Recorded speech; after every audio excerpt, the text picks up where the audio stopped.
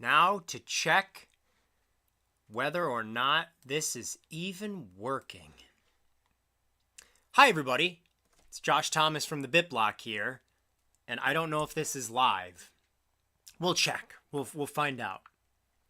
But yeah, in case it is live, this is going to be just about a casual hour-long stream in which I am going to chat about... Oh, I guess it is live because Witch Doctor says hi. Chubbs says hello. Hello, guys. Okay, it's live. We're good. We're good. Please excuse my appearance. It's been a hot day. I jogged a couple of hours ago and I haven't showered yet.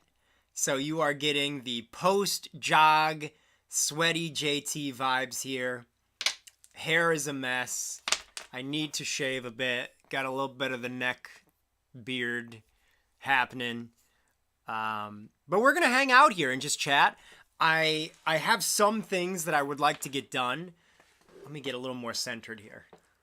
By the way, look at this. I don't know if you can see. Can you see this? Look at this. I don't want to show too much. I don't want to get banned from YouTube, but you're starting to see some muscly divide there. Pretty excited about that. And I also am starting to get a little bit of a tan. I don't want a lot of a tan, just enough to look like, oh, it's summertime and it's tan. But I got to make a to-do list for tomorrow. I do make to-do lists, and I also wanted to do a little bit of arts and crafty stuff. I need to cut out paper flowers for a Doshin the Giant thing that I'm doing for my bedroom, like above the computer area. But most importantly, as you can see from the title of this live stream, we're going to watch the trailers from the Nintendo Direct, and I'm going to just kind of give some more opinions about it. Of course, I did a reaction, but, you know, the reaction is my first thoughts on it, my initial impressions. Probably not a lot to go by, you know, especially for, like, Super Mario Brothers Wonder. I was mostly just hopelessly excited about everything they were showing, so maybe now we can provide a little bit more commentary. Pikmin 4 is hype. So many returning Pikmin 1 and 2 enemies. Yeah, I'm really in love with Pikmin 4. It looks so cool. Also, this probably goes without saying if you're watching this like later, but I will leave the VOD up of this, the video on demand. Is that the term the kids are using? I don't even know. But you can watch this again later. It'll be uploaded. But yeah, this really is just meant to be a very like chill, casual live stream, talking about the Direct, hanging out, answering questions, just chatting with you guys about what you think of the Direct, what you liked the most. Let me actually make the chat a little bigger. I hate how the chat is in black and white, with the black being the background. Does anybody else have this problem with your eyes? I can't read white text on top of a black background. It really messes up my eyesight. I don't know why, but I can't read it. And that's what the chat is right now. It's black background with white text. It's in night mode. I don't have YouTube settings in night mode, so I don't know why this is doing this. This is the worst thing in the world. I think it's because when I look at the white, because it's just like a bunch of like white lines with a black background. And so I'm like sitting there concentrating and reading them. And I think that it just burns into my eyesight, my retina. I forgot to bring my tropical LaCroix down here to drink. I didn't bother with Tears of the Kingdom, so Pikmin 4 will be my hype game of the year. Listen, that's fine by me. What's your workout like, Josh? So I don't consider myself to be like a fitness YouTuber, a fitness guru in any way. Who is messaging me? What is going on here? I have no idea. You guys. I don't know what this is. What is this? I don't know. So yeah, I don't really feel qualified to comment on like fitness, and I don't want it to seem like I think I'm like some god's like, what is it, Zeus or something, Hercules. But no, I will say what I do. I eat 2 meals a day. I used to eat food whenever I wanted to. So like 11 o'clock at night, if I was kind of bored, I wanted to get some of those, like, what is it, endorphins or whatever that make you feel happy when you do things. I'd be like, yeah, I'm going to make some food and I'm going to watch this YouTube video or whatever. That's a no-no. I definitely don't do that anymore. I'm very rigid with my eating. 2 meals a day, within 30 minutes of waking up, and then about 6 o'clock at night. I allow myself to have a cheat night every week. So every Friday is my cheat night. Yeah, you know what that means. It's my cheat night. Well, not tonight yet, because there's an hour left of Thursday for me. But, tomorrow's Friday. It's Friday in an hour. I'm very excited. Cheat night also means I don't work out for that day. I let my body have a rest. I let my mind just be lazy or whatever. And some days I miss working out, though, even on the cheat night Friday. I jog 6 days out of the week. Friday is the day that I don't jog. I jog for an hour a day outside in the weather when it's nice, even if it's really hot, just as long as it's not pissing rain or freezing cold outside. I jog outside. I have a treadmill down here in this room when it's Christmas season and too cold to go outside. I also don't want to slip and break my other ankle when it's like raining or whatever. And then I alternate back and forth between doing 320 crunches every other day. And then every other day in between there, I lift. I used to just lift, honestly, you guys will giggle at this. I used to just lift 20-pound weights. I think they're 20 pounds. Yeah, each weight is 20 pounds. I have 2 of them. And I would just lift there. And I did 8 sets of 25 lifts of those every other day. But now I changed it up. And I now do 20 reps of way more weight on an actual bench that I have. Like an actual, like laying down on the bench. I don't know how much weight is on that. I think it's like 165. And so I'll do 8 sets of 165 pounds with like 20 reps in each one. And that's every other day.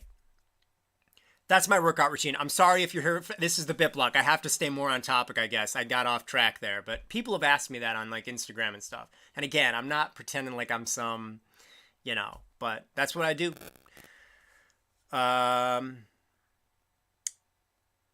Well, to be fair, Charles Martinet will be replaced in time. So that is a topic we should talk about. Should we actually just go into that? Because I've been thinking about doing a video about Charles and whether or not he has quit or been fired. That seems to be, I guess I don't need this in my ear yet. That seems to be a topic. I've heard people talking about it. I have thought about this quite a bit. This is gigantic news if it's true. So what do you guys think in the chat? Do you think Charles Martinet is the voice of Mario and Wario in those trailers, or do you think it's somebody else? I am leaning towards it is not Charles.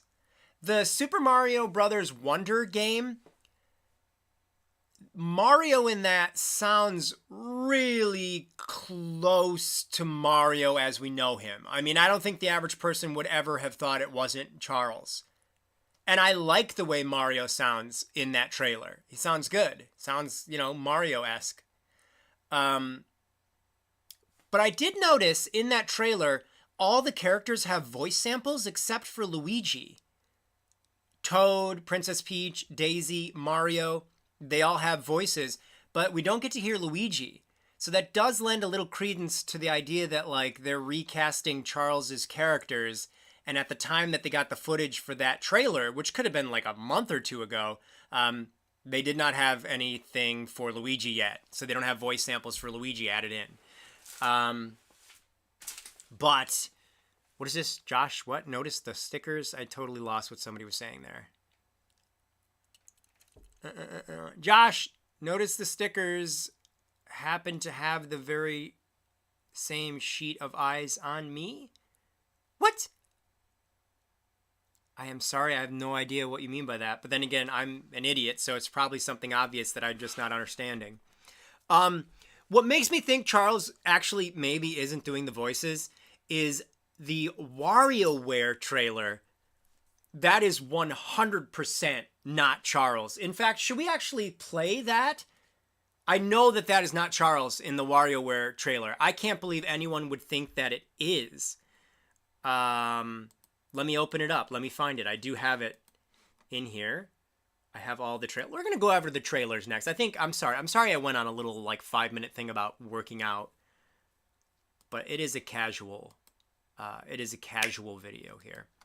Okay, let's watch the WarioWare Move It trailer. I have to switch back over to this. Boop. Okay, ignore that. Okay, here we go. Time to move it. Oh, you know what? I'm Wario not style. going to be able to hear this. Wait a minute. Why can I not hear this? I messed something up here.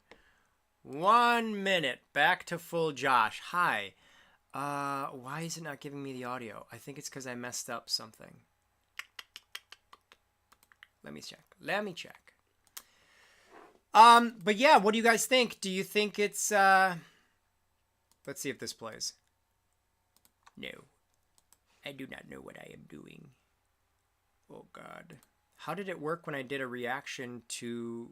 I just recorded a reaction to the Nintendo Direct, and now I'm just clueless. Hey, baby, I hear the blues a-callin'. Toss salad and scrambled eggs. Where is everybody? They should hire you. Hey, good advice. I agree. Part of me is like, if Charles isn't doing the Mario characters' voices anymore, why haven't I got a call? I'm adorable. And I can do them. I don't want to brag. I don't want to sound like an arrogant jerk, but I can do it. Put me in, coach. I can do this. I have a bit of an audio issue going on here, guys. Among other things, a lot of issues, right? We got a lot of issues over here, but we're gonna fix them, and we're gonna fix them good. Let me see. I know that it has something to do with my audio settings, like switching over when I put the microphone in. And I just don't get it. But we do need to fix this. We do need to get this working because we were going to watch... Did you guys hear the game audio when I played that? I think it's Charles, to be honest, and he's just sounding a little different. Not with Wario. Play the Wario one while I'm trying to figure this out, and you guys will see that is not Wario. That is not even close to Charles. The new voice for Mario sounds very Chris Pratt style a tiny bit. I don't think Chris Pratt is doing it, though. That'd be a lot more money. I don't know why they would want to pay so much money to get Chris Pratt to do it. Oh, you could hear it. Interesting. How come I can't hear it? What's going on here?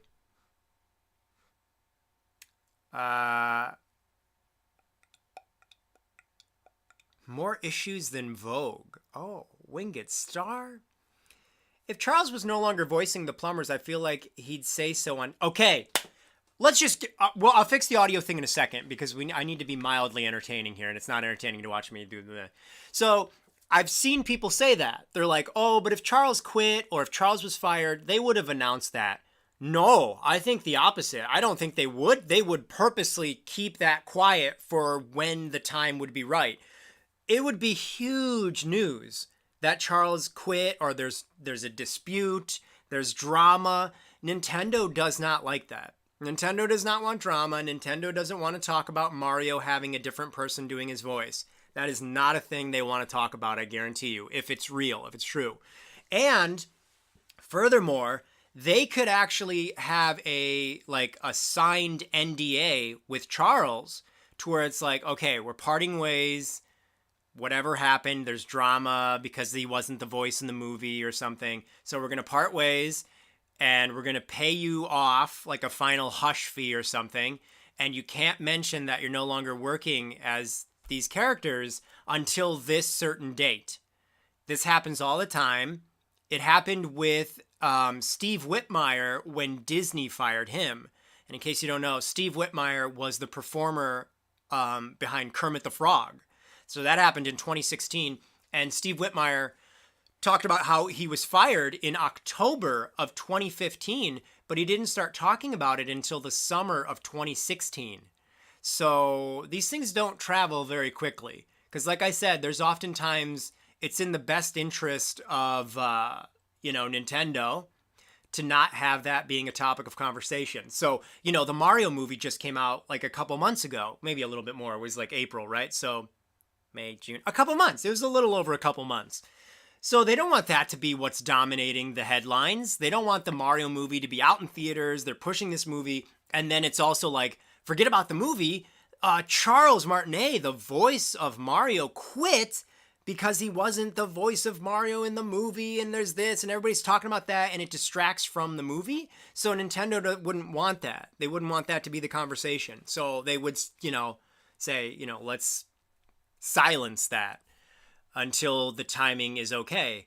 And so, it could be like a 5-month thing to where, Charles can't talk about how he's not working as Mario and Friends. Nintendo isn't going to talk about how he's no longer working until a certain time.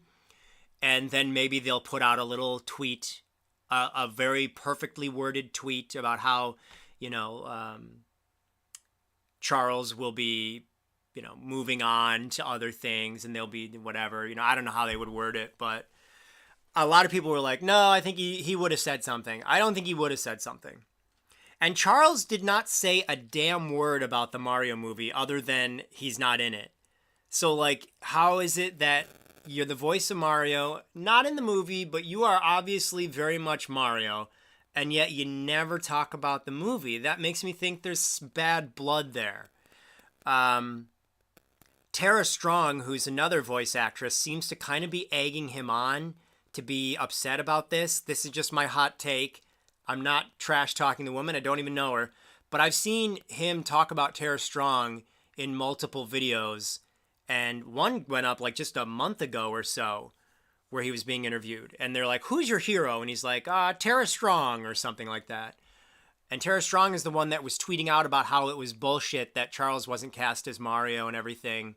So, I don't know, because, like, when the movie came out and Charles wasn't the voice of Mario and Luigi, I was like, that's bullcrap. I would be super pissed if I was Charles. I would quit. Like, I legitimately was thinking to myself, if I was Charles, I would quit. Because I would be so upset and I would feel so betrayed. But I'm petty. And it's not a good thing. So it isn't the right thing to quit. You just got to kind of let that be a moment where you realize, okay, Mario doesn't belong to me. Mario doesn't even belong to Mr. Miyamoto. Mario is like, nobody owns Mario. Nintendo legally owns Mario, but you know what I mean? Like, there's no one person that is responsible for being Mario or bringing Mario to life. It is people who are designers working on the textures in the games and the 3D models and rigging them for animation and animating them, and the people who are sketching the concept art for the ideas, the very nucleus of what the games are going to be, and it's the composers who work on the games, and it is the voice actors as well. So it's like, I don't know, like if I'm being mature about that whole thing, I do think it's wrong to quit over that. Again, we're just having fun gossiping. We're just hanging out and gossiping. So I don't know. It could be that like we're all just exaggerating this and Charles is still Mario and everything.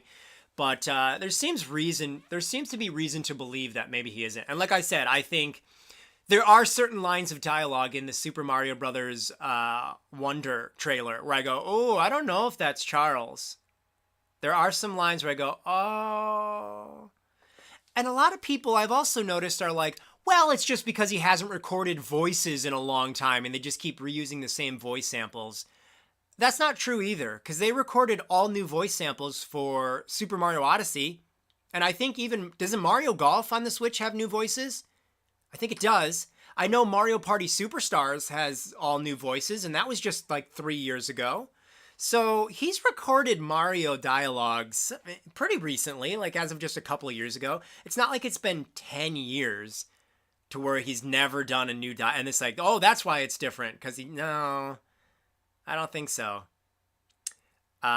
It could be Charles though, because like, if you listen to some of his voices from like Super Mario Sunshine, there's another one, Mario Pinball Land, Mario versus Donkey Kong on the Game Boy Advance. There is a lot of range to how Mario can sound, and I do think there's a possibility that the audio engineers pitch it up a little higher or something, or mess with it. But the real thing that, like, I wouldn't even be questioning this if it wasn't for the WarioWare trailer. Is there anybody in the comments that thinks that the WarioWare trailer has Charles Martinet doing the voice of Wario? Because I think you're 100,000,000% wrong. That's not Wario. That's absolutely not Charles doing Wario. It sounds horrible. It doesn't even sound close to Wario. So the only explanation that I could come up with, and others have said this, is that it was supposed to be the announcer doing Wario's voice. So like the announcer was talking about the game, and then he did like a bad Wario Let's Go or Wahoo or whatever he says. What does he say in the trailer? I can't remember. But I don't think that's it. Because when you listen to it, it sounds like dialogue that is coming from the game. The sound balancing is a little quieter than the announcer. So, and also excellent. Thank you guys. Yeah, he does say yeah, he says excellent. It's not Charles. That is not Charles. 100%. Listen. I know my dad's voice. Charles is my father. I didn't want to announce it like this, but I will. I'm his son in spirit. But that ain't Charles. In the Japanese version, clearly is the announcer the one that speaks. See, that's the next thing to talk about, because I did that comparison as well.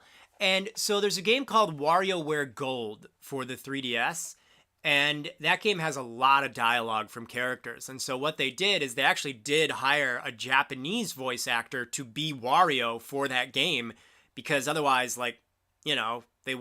Japanese players wouldn't know what Wario was saying and everything. So that Wario voice from WarioWare Gold in those cutscenes from the 3DS game is the same exact voice as the Wario in this new Switch game. So they used that same voice actor. So that's another thing that has me thinking, what's going on here? The Japanese voice is exactly the same as WarioWare Gold. So why wouldn't that be a soundbite of Wario then? It's a little, I don't know. I don't know. But I do know that's not Charles in that WarioWare trailer. So is it possible he just hasn't recorded the dialogue yet? Maybe there's a lot of dialogue in that game, just like the 3DS game, and he hasn't gotten around to recording it. So they just slipped in somebody doing a bad impression. But then that also begs the question of why even bother? Why not just not have that in there? Just take that out until you get the audio? I don't know. And Charles clearly was disappointed and very upset about not being the voice for the movies. So, again, nothing is confirmed. But it is a little weird. More wetsuit, rubber suit content, please. Well, that would be on my Instagram, probably. Not the BitBlocks Instagram, my other. I think I just posted a wetsuit picture on my Instagram. I got a new wetsuit this year. I'm very excited by it. It's very cool. It looks like the Zero suit from, Metroid. Hello, Josh. Who do you think is the developer for the Princess Peach game? Excuse me, I'm about to cough. I think it's Good Feel. I think it's the developer that made Yoshi's Crafted World. I don't know that for sure, but I'm usually pretty good just by looking at a game, telling who made it. I think that's Good Feel. It's a 2D game. It looks like it's running on the same engine as Yoshi's Crafted World. Has some of the same aesthetic as Yoshi's Crafted World with handmade sets and things. And it's been a long time since we saw what Good Feel has been doing. So, and yes, I know Good Feel has an original IP they've been working on, but they are a studio that is definitely big enough to be working on more than one game. So I think they're doing the Peach game, and they're doing that really cool Japanese game, which I actually really want, which we're going to listen to as soon as I can get this working. As soon as I can get this working.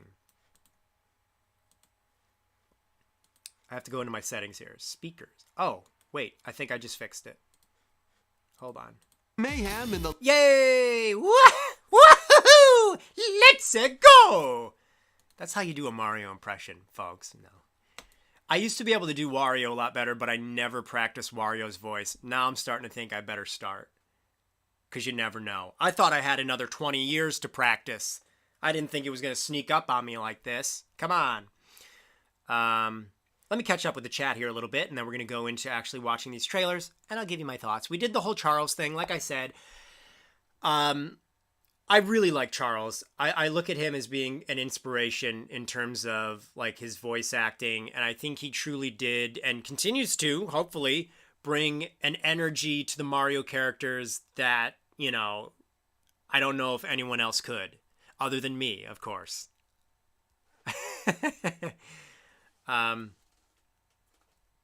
Nintendo, if you've already got the new Mario cast, but you're trying to find a Luigi, I mean, call your boy. Listen, I'm more than happy to be Luigi. I wish they would have made a Waluigi game instead of Princess Peach. Someday, I guess. I don't know. I don't know what kind of Waluigi See, the thing about Waluigi is we all love Waluigi. We all like the memes and everything. I don't know if he's got leading role power to him.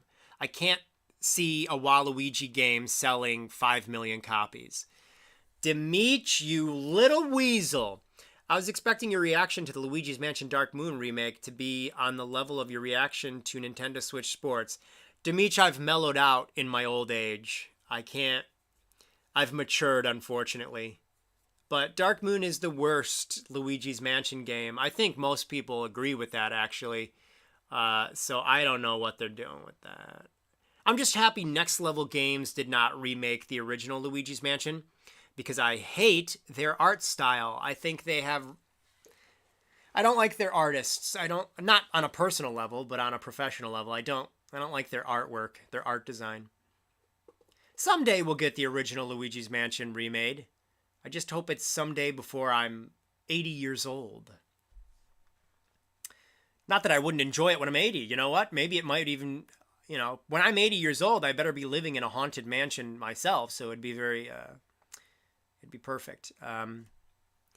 People need to shut up about the Switch too. Nintendo clearly isn't planning on revealing anytime. No, I agree. I've said this even before this Direct. I've said I don't think the Switch sequel is coming out anytime very soon. I think that it's going to be honestly late spring, very early summer of 2025. I think late next year we will see the machine, the system or whatever. They'll introduce it to us like next holiday season, possibly. And then this holiday season would be, so that would be the holiday season of 2024. Yeah. And then the early summer of 2025. I think that's when we would see the next system.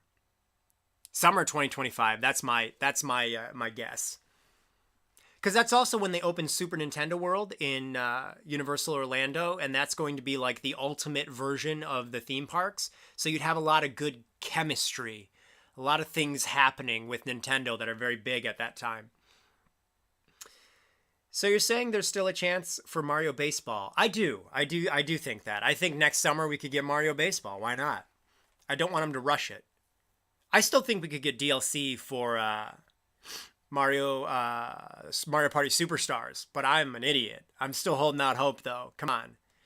It's funny when people say we need a Switch 2 because the hardware is out of date.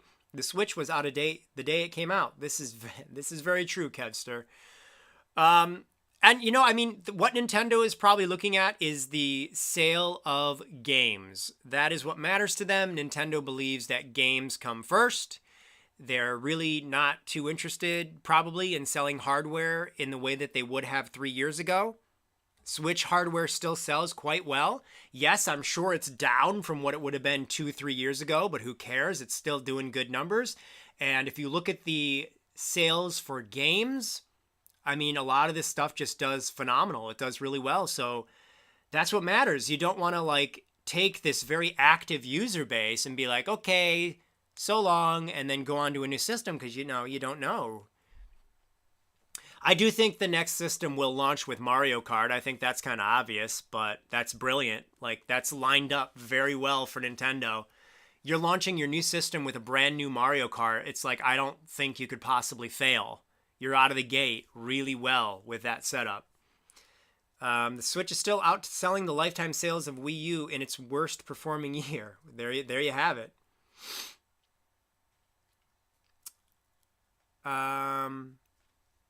Switch 2 would mean Pikmin 4 could run at 60 frames a second. Pikmin 4 does run at 60 frames a second, doesn't it? The trailer does? I thought the trailer said 1080p 60 frames a second. Is that just how they render it? Is that like not actually the game? Let's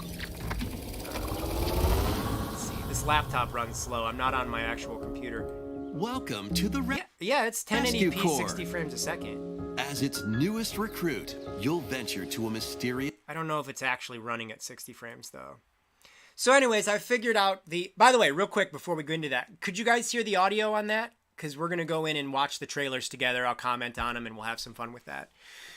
Will Thousand Year Door ever be remastered, Josh? I hope so. It better. My goodness. It's one of the best Mario games. You know, I'm happy for people to be able to play Super Mario RPG. And I'm going to get it. But at the same time, I do feel a little bit like, why couldn't this have been one of the first 2 Paper Mario games? I would have preferred that greatly. I'll talk a little bit more about that game when we watch the trailer. Could hear the audio just fine. Excellent. Do you think 2023 will be the best year for Switch? Yeah, 2023 has just been an amazing year for games. I think I want to do a video talking about this. But I am like rejuvenated with my love for games this year. Not only just Nintendo stuff, but like, I mean, this is just going off the top of my head. I don't remember everything that I played this year, but like, I played this SpongeBob SquarePants, The Cosmic Shake.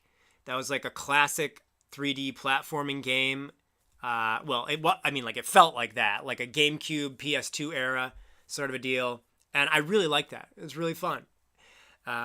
Kirby's Return to Dreamland Deluxe is a really great game as well.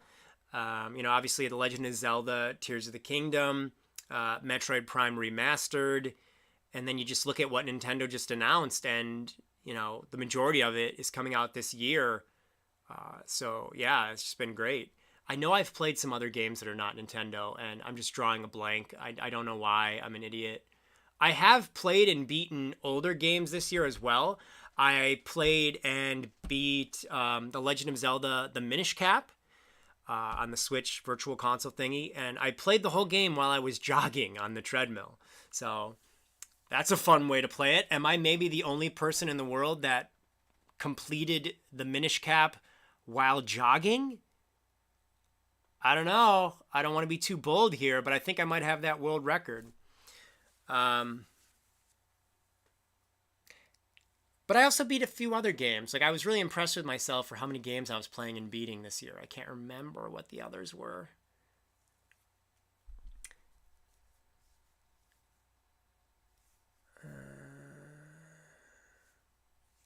I've been rejuvenated with Nintendo games this year as well, actually. Yeah, there's just so much cool stuff happening. I'm really wondering when the Killer Clowns from Outer Space game is going to come out. They have just gone completely silent. That's another video I need to make. Just a short little video talking about that, because the developer has just gone off the grid. They're not on their social media talking about it. There hasn't been an update on the game's Twitter since like March. It was supposed to come out early this year. It didn't. But I don't think the game is shelved, and I don't think they've run into a lot of like issues with the game. I just wish they'd be a little bit more transparent and just let people know what's going on. So, but I think I actually would prefer for that game to come out in like September anyways, because it's a very Halloween game. So release that in like, early to mid-September, and that would be great. Perfect timing. When's the Josh Thomas simulator coming out on Switch? There's not enough gigabytes for that to exist. Okay, guys, let's watch some Chip Chap Chop. Let's watch some trailers here, shall we? We'll start off with, I got a list here on my likes. We can also listen to that Wario voice, like I was saying. I apologize to anybody who's watching this after the fact, but, I've been rambling, as you know. Hold on. I'm also just going to use this setup. Even though I already used this for the actual Nintendo Direct, we'll just use this again because I don't have the other one ready. Okay, so let's watch this stuff, shall we? I'll be pausing it and stuff as we go. Let me know if the audio is too loud or too soft. I played this game a little bit on the Wii Virtual Console, and I didn't like it. I do want to point out something right off the bat here. Oops, I think we can get a better shot of it in another scene. Again, this laptop runs like crap. But when they show Mario's house, when he jumps out, it just says Mario House. There's not even a space between the words. So, is that what it said in the Super Nintendo game too? Feels like that's something that they should have fixed. It's Mario's house, not Mario House with no space in there. Come, 0 out of 10. Let's go back. Look at little chibi Peach smelling flowers instead of ruling her kingdom with any kind of decency. Oh! Oh! Look at him. Look at that little squirt. They're all little squirts in this game. Look, even he's trying to avoid battling because he doesn't like it. There is something about this game, though, I will say, that does feel a little, and you're going to hate me for this, guys, a little on the generic side. It almost feels a little bit like, is this Square Enix? Like they don't totally get the Mario art style. You know what I mean? Like it doesn't look very Mario-esque. And that's a result of Super Mario RPG being made so long ago before Mario was like really established for how it's supposed to look. So you have all these like kind of weird things in here. And I don't know if it's like weird in a good way. It's kind of weird in a like generic way. And again, I know I'm going to be hog-tied and horsewhipped for saying that.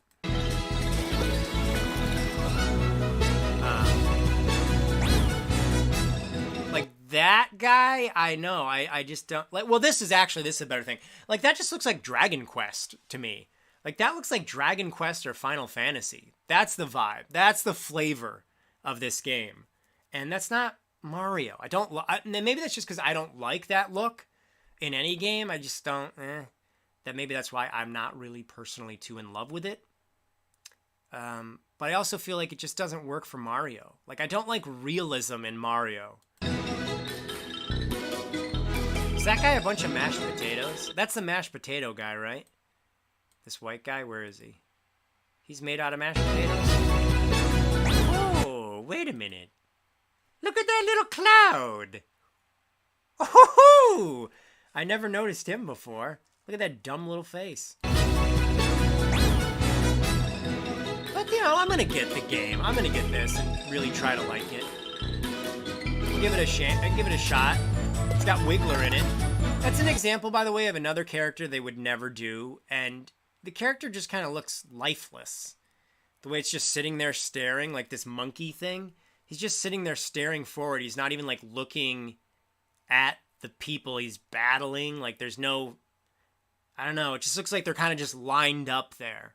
There's no, like, synergy in the battle.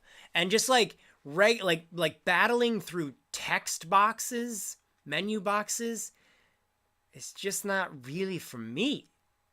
But maybe with these new graphics and the new music, I'm assuming the music is redone. Like this doesn't sound like Super Nintendo music. Maybe that'll like kind of push me over the edge to really, really try to like it.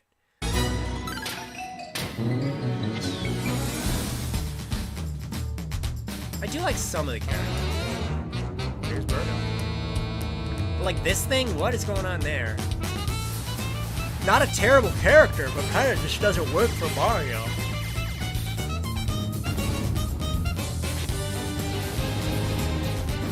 But I do appreciate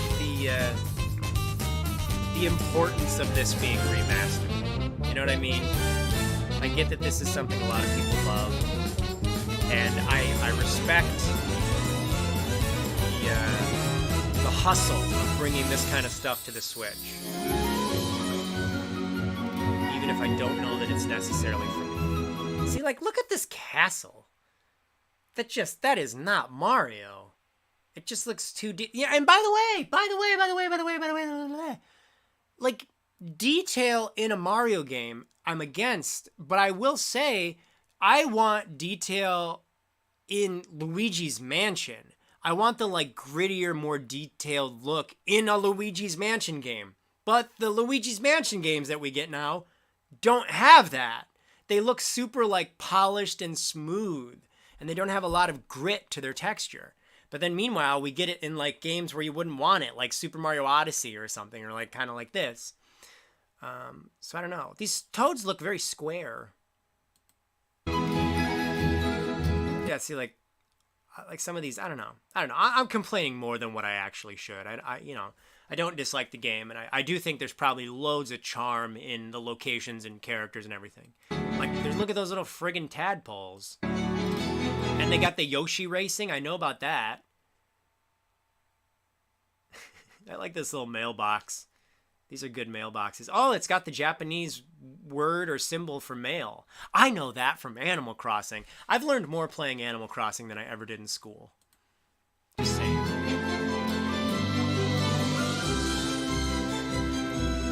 So yeah, that's Super Mario RPG. I'm going to get it. Let's go back to full me for a second because I'm going to check the chat. I'm going to get it. What do you guys think? Read the chat. It's loud. Well, too loud to where you guys couldn't even hear me? Cloud. Oh, he's made out of clouds. Oh, my ears are bleeding. Well, well, how were your ears bleeding? It was that high? What the fuck?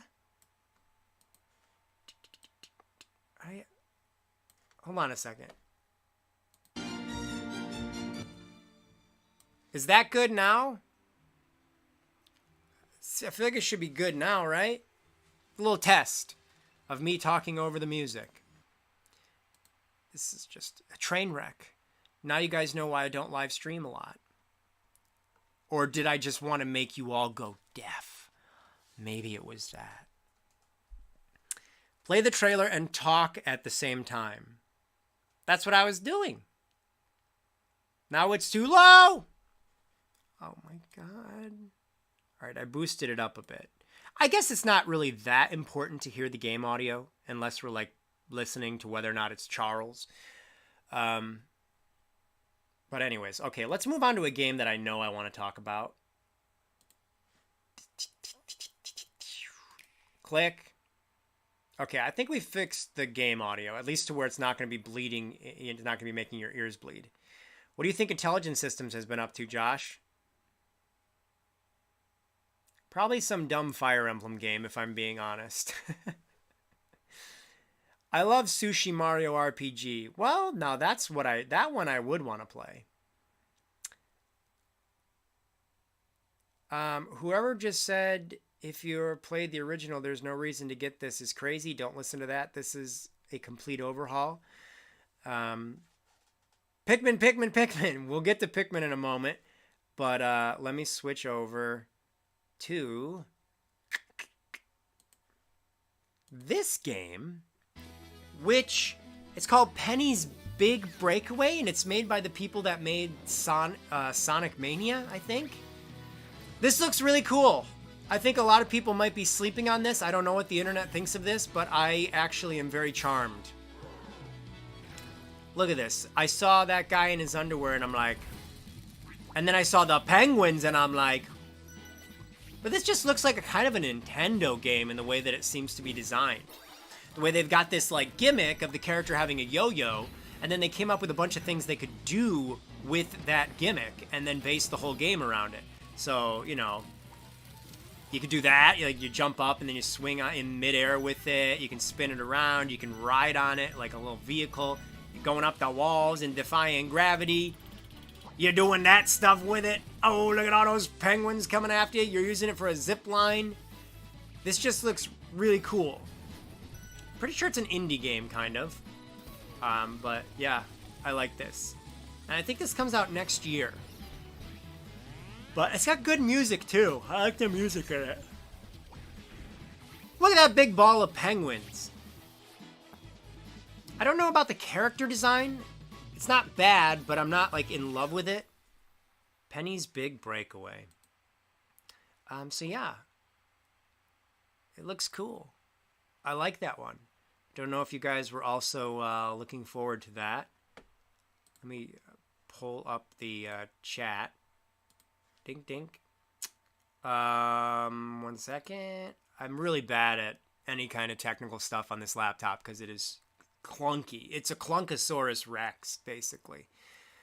Josh, do you ever plan on making a Tulip review? Oh god, that game got so difficult that I kind of stopped playing it because I couldn't figure stuff out. I know I could just look at a guide, and I will someday, but I did get a little burned out. I have to go back to it. I got pretty far along. Looks like a game that was from Kablam. Okay, listen, that's a compliment. That's a huge compliment. An indie game that's not 8-bit? I know indie game developers are kind of evolving here.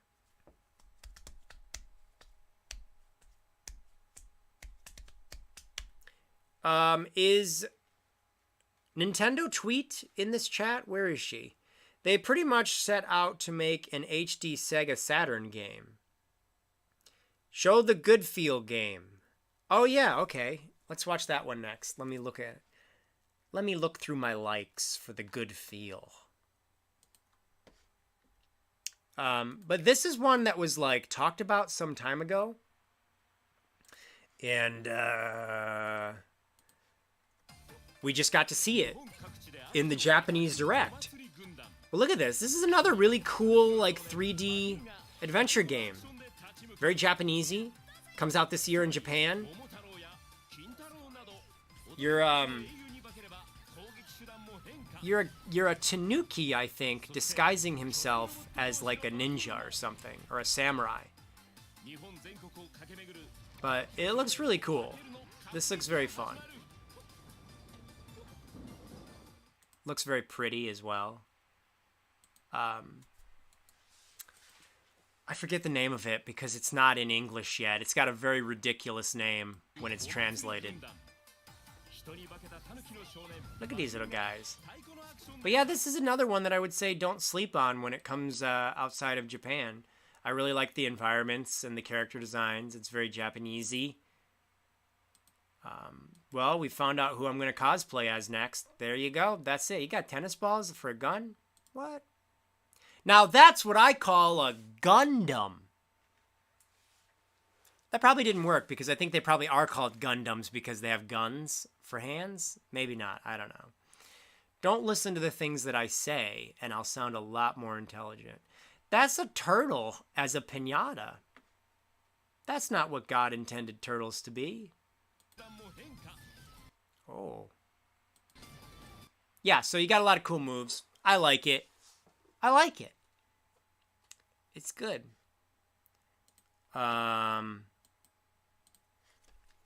When you announce lives, you don't do them and then you go live without telling us before. This is true. If I don't announce that I'm doing a live stream, that means I'm doing a live stream. If I do announce that I'm doing a live stream, that means I'm not doing a live stream. Mystical Ninja starring Goemon. Groan. Chip Chap Chop, what are you groaning about? If it comes outside of Japan. I only come outside of Japan. Why did you choose Trash? Why did they choose Trash Dark Moon to port? Because they needed next level games to do something. That's probably why. You look buff. Thank you very much. When are we going to talk about the Splatoon 4 announcement? In a year when they announce it.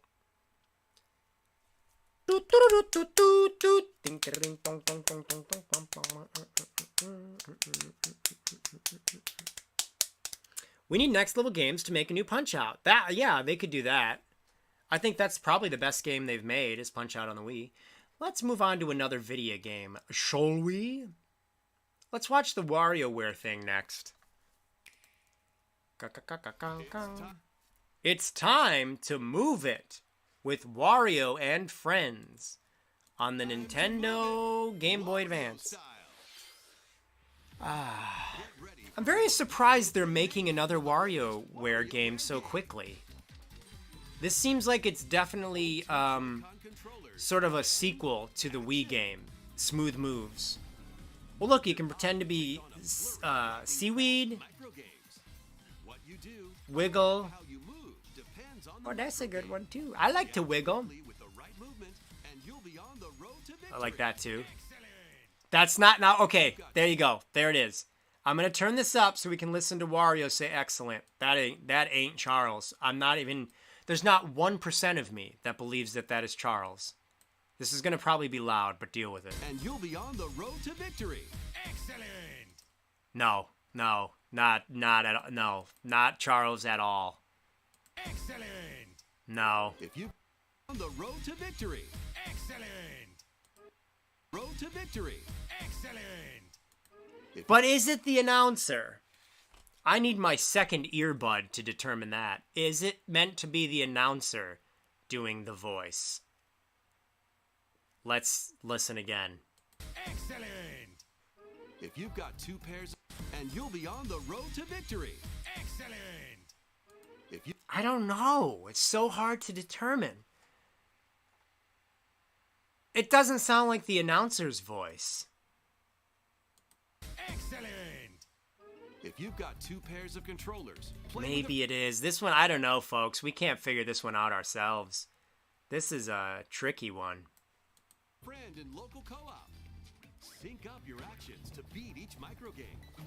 Plus, up to 4 players can live it up. I do love all this. This is great. In party mode.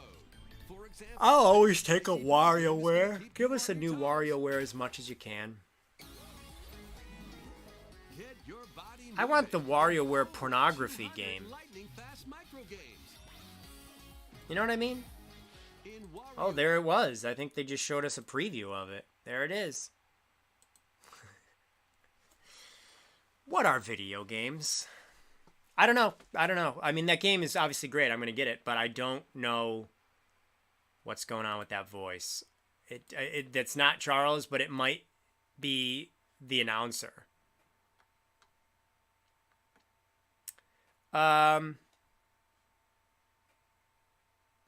These WarioWare games probably happen by accident.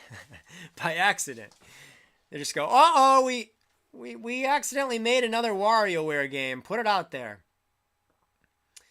Yeah, that's not Charles. Yeah, I think most people in the chat even agree that's not Charles. Now, the question, of course, then becomes, is it meant to be Wario, or was that meant to be the voice actor doing his impression of Wario?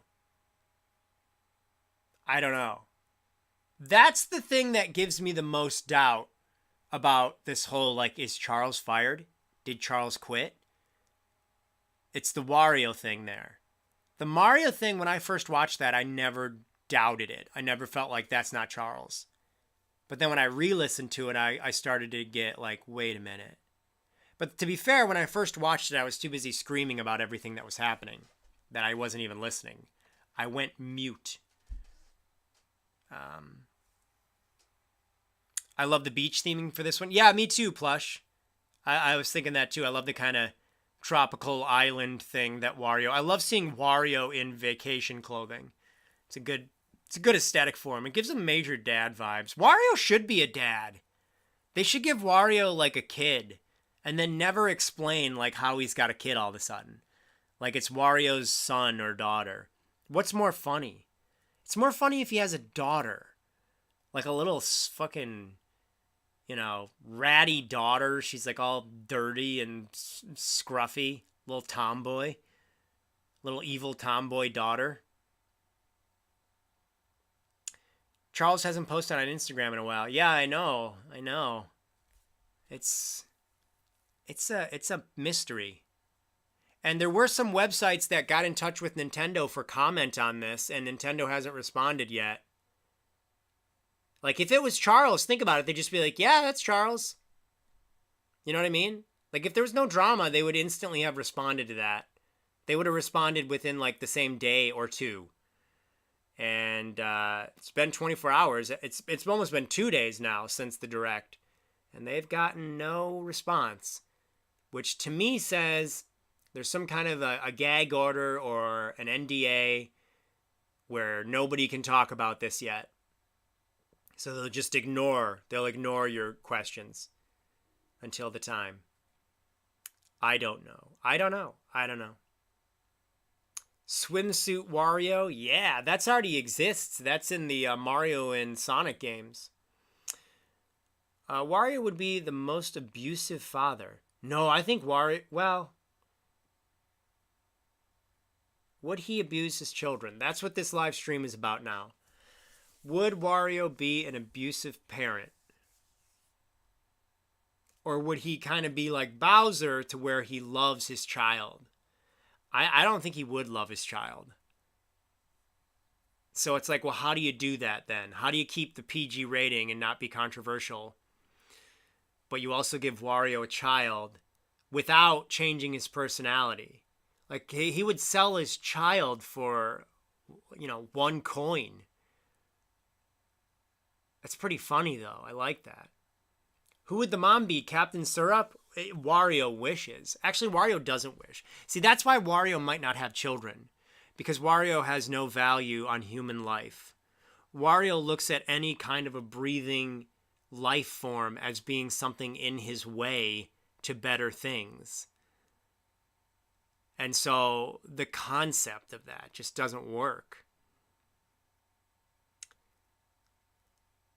Waluigi would be abusive. Wario got a vasectomy. I see. Again, I don't know why he would do that though. When are we getting Charles on the bit block? There you go. Let's just get Charles on here. Let's play some games with Charles. Apparently, Nintendo keeps Charles on like lockdown. According to the Kit and Krista podcast, which is my Bible, everything said on there has got to be true. They had mentioned that Nintendo has Charles on a short leash. In other words, like, because they wanted to get Charles on their podcast. And they're like, I think they mentioned like, well, it's going to be hard to get Charles because Nintendo is like really particular about who he's allowed to like go talk to or something. I don't know. They did mention that though. They did mention that Nintendo's kind of like protective of Charles in some way. Some of you might remember the exact quote. I don't know. Kit and Krista once called me out on a podcast. I felt honored. Not in a positive way. They didn't call me out as in like, that BitBlock guy, that lovable little scamp. They called me out as in like, unprofessional twat. They didn't say twat, but God bless them. I'll take a new Peach over Donkey Kong. I love the Kit and Krista podcast. Didn't know you were a fan. I'm like a kind of fan, I'm a kind of fan. The Nintendo channel, there you are. I was just asking about you. You're just sitting there in silence, I take it. Eating your breakfast. I think it's wild that Nintendo wiped all their Nintendo Minute videos. I don't. I think that it was appropriate to do. So, Kit and Krista started their own thing. They've got their own podcast. It's a similar format, a similar look to what they did on the official Nintendo channel. But now, of course, they are capable of saying whatever they want. And they can, talk about things they don't like about Nintendo. And so Nintendo obviously said, hey, we don't really want to be associated with them anymore. We don't want people to see their new podcast and think that that's us, Nintendo, doing their new thing. And then they're like talking in ways that we wouldn't approve. So what's a way that we can make sure to do that? Well, we can't tell them to stop doing something, nor they probably don't want to. So they probably were like, well, we got to at least get rid of all the Nintendo Minute videos so that new people don't see those or something. So it makes sense. Like, I don't think Nintendo was out of line for taking those down. I think it's a logical thing to not want to be associated with people who are now doing the same thing they did with you, but independently and able to say whatever they want. So, yeah, I get it. I understand why they might be bummed by that. That's understandable. But from Nintendo's, company standpoint, I think it makes sense to have them taken down. Nobody talking about how Yoshi sounds totally different in one to... Oh, my God, thank you. I've noticed that as well, but I'm happy about it. I like that we're not listening to the same damn Yoshi sound. I like that it's new, fresh Yoshi recordings. I like me some fresh Yoshi. I take that Yoshi, it comes in a jar, that fresh Yoshi, and I take the lid off and then I just and then I take one of the little fresh Yoshis and I eat that fresh Yoshi in one bite. I think we all could use a JT podcast in our lives. You're watching it right now. I can't do a lot of these because I'm off the grid. I'm usually off the grid. I live in a tent in the middle of the desert. They took your advice about not saying, so what do you think? Oh, did they not say that in the direct? I wasn't even paying attention. See? That's the kind of guy I am. I demand something, and then when I get it, I don't even notice. What have I been working on lately? Well, nothing. Because, well, I mean, it's not totally true, but my brand new computer that I got in late January, so pretty new still, right? Not even half a year old. It stopped working. It doesn't power on. This big, powerful, expensive computer just pooped the bed when I was rendering videos, by the way, for the channel. So not good, but the good news is it is very much under warranty, and so I'm sending it in tomorrow. Thankfully, I kept all the original boxes that it came in. So, you know, it's not a huge deal. It will be fixed, but not happy about that. Not happy. I mean, I'm also, so that's that's one of the things that's happened to me lately. Hopefully they fix it and I get it back really soon and I'm back in order and everything's good. It's going to be a little awkward. All the lewd photos of myself on the computer's desktop that they're going to see when they fix it.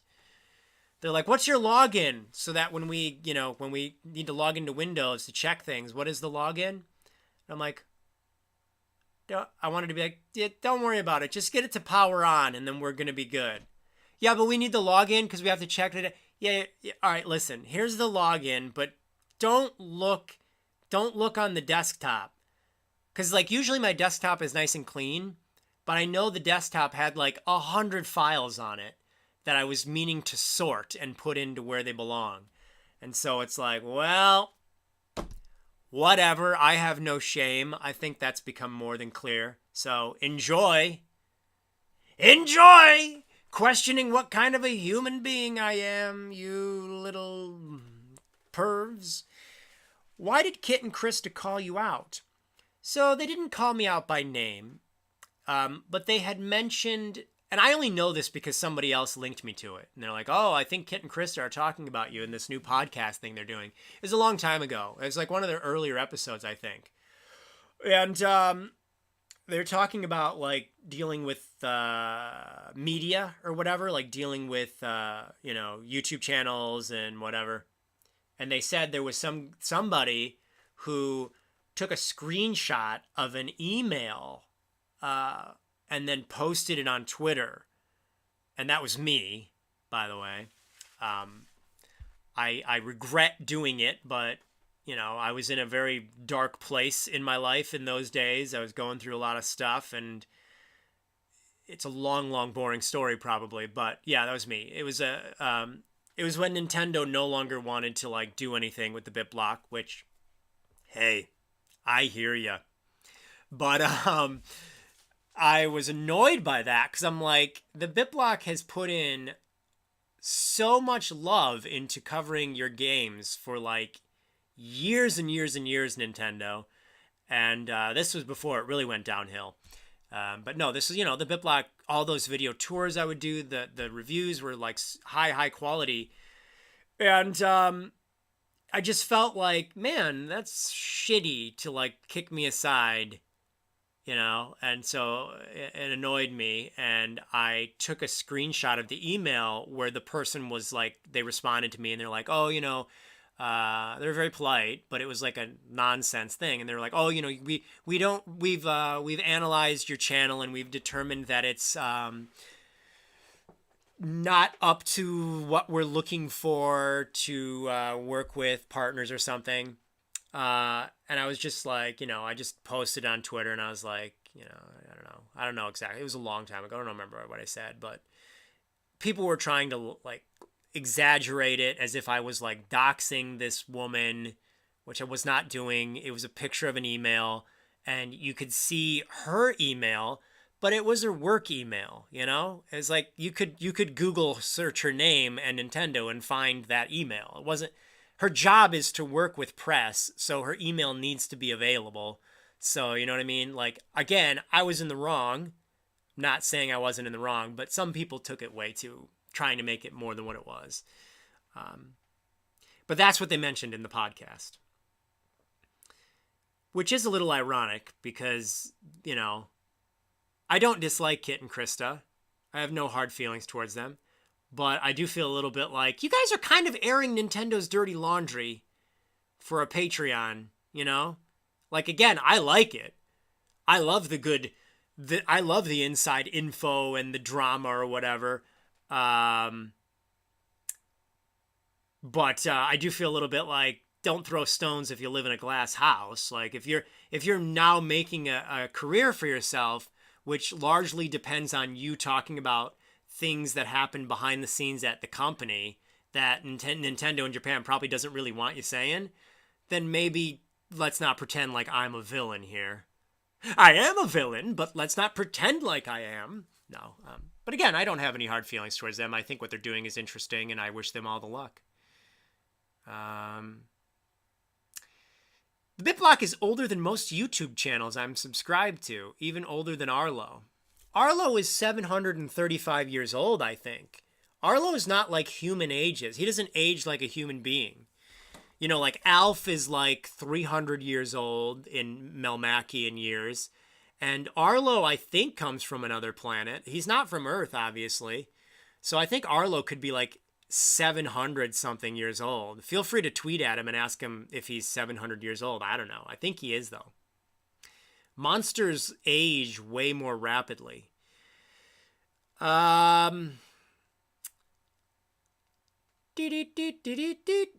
Do you think Ryan Dillon should voice Yoshi in the next Mario movie? Who? I don't know who that is, honey. Arlo ages in puppet years, but you censored the word puppet. Arlo's not a puppet. You're not a villain, Joshi. You're an anti-hero. That's it. That's more sexy. That sounds cooler. I'm not a villain. I'm an anti-hero. I kind of have turned into that, I think. It's funny because one of the dramas at the BitBlock back in the day was like when I was political, which again is a idiotic move. Like, I respect a lot more people who don't share their politics than those who do, especially if you're not a political channel. Like, I'm not a political channel. It's a gaming channel. Like, what the fuck am I talking about politics for? I guess I'm doing it right now. But you know what I mean? So, where was I going with this? I actually had a point and I just completely derailed it. I was going to say, like one of the things that I got some heat for was that I was like a Republican.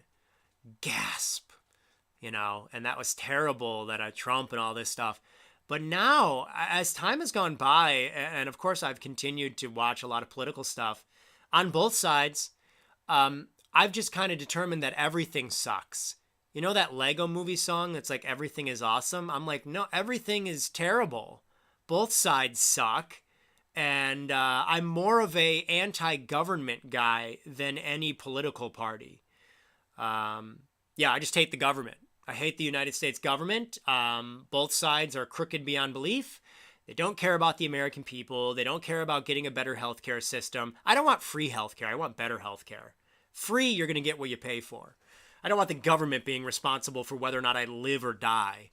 But hey, video games. Let's talk about those. Don't even get me started.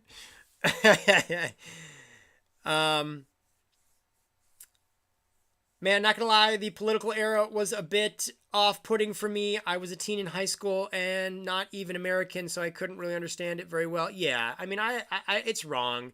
I had no right talking any kind of politics on the BitBlock. I know I'm doing it now, but like I said, this is a casual stream and we're just hanging out. We're talking about the Nintendo Direct stuff. But yeah, you're not going to really get political discussion from me, probably on either channel. Maybe my other channel will chat a little bit, but you know, I want to have fun. I'm working on making a video game, and it's just not smart to be like very political, I don't think, if you're also trying to sell a video game. I think that the damage is probably done though for me, like no matter what I do. I could not say a peep about politics for like 5 years and then launch the video game and people be like, this is the guy that voted for Trump 17 years ago or something, you know? But God bless everyone. Honestly, you know, life is too short. Life is what you make it. There's so much joy to be had in life. Why hate everyone? I really don't hate anybody, you know. Let's have fun. Ochi is in Pikmin, you know. He is our second Lord and Savior. Let's all enjoy him. I did see the new Ochi plushie thanks to Nintendo tweet. She sent it to me. I'm very excited. Madeline just said, I'm so grown up. Oh, Madeline, I am very grown up. I'm a man now. Look at that. See that? That means I'm a man. You don't get those if you're a boy. That's man stuff. Don't buy Joshimal Crossing. He voted for Orange Man. Joshimal Crossing. Now there's the title. I have a title that I've been referring to it as, but it's not going to be the final game. Won't be the final title because I don't think I will be able to trademark the title that I've been using. But I don't want to say it yet just in case I can use it. Did you see the character customization trailer for Pikmin 4? It came out a bit ago. Yes, I did. I am very excited about that. Making my own little captain. I think that's a fun idea. It's really cool. What the hell is wrong with me? I am a mutant. How have we not looked at the Pikmin trailer? Let's go back into trailers. I apologize about the derailment there, but I mean, if you know me, that's standard. I have the brain of a chimp. The brain of a chimp. Where's my Pikmin stuff? Here we go. La da da do do do. Hold on. So the Pikmin trailer was also so great because it's like a 4-minute trailer. How wonderful is that? I think it's the longest trailer of the Nintendo Direct. Rank the Pikmin, Josh. Okay, I'll do this real quick. You know, I gotta say, I think the number one Pikmin is the, because I have different ways that I would rank them. Like personality-wise, just the general look, how they are used in the game. I'm just gonna go with my favorite are the winged Pikmin. In other words, the pink Pikmin that can fly. They are my favorite. I love them. They got the cutest voice. I like that they look like little bees, little honeybees, in a way. My number 2 would be the white Pikmin. I just like that they're these little, like, they're very fast. They've got a little sassy attitude. I like the sassiness of them. I like me a good sassy Pikmin. I like my Pikmin like I like my gals, with a little bit of sass. Number 3 would probably be the red Pikmin, just because I look at that one as being like the iconic Pikmin. Like the red Pikmin are the symbol of Pikminishness stuff. I think it's cool that they can go through fire. That's a really neat thing. I mean, they could leave a candle burning all night, and if it caught the whole house on fire, they wouldn't even have to care because it wouldn't burn them alive. Well, the house would be gone, so there's that. And Pikmin don't even live in houses. Number 4.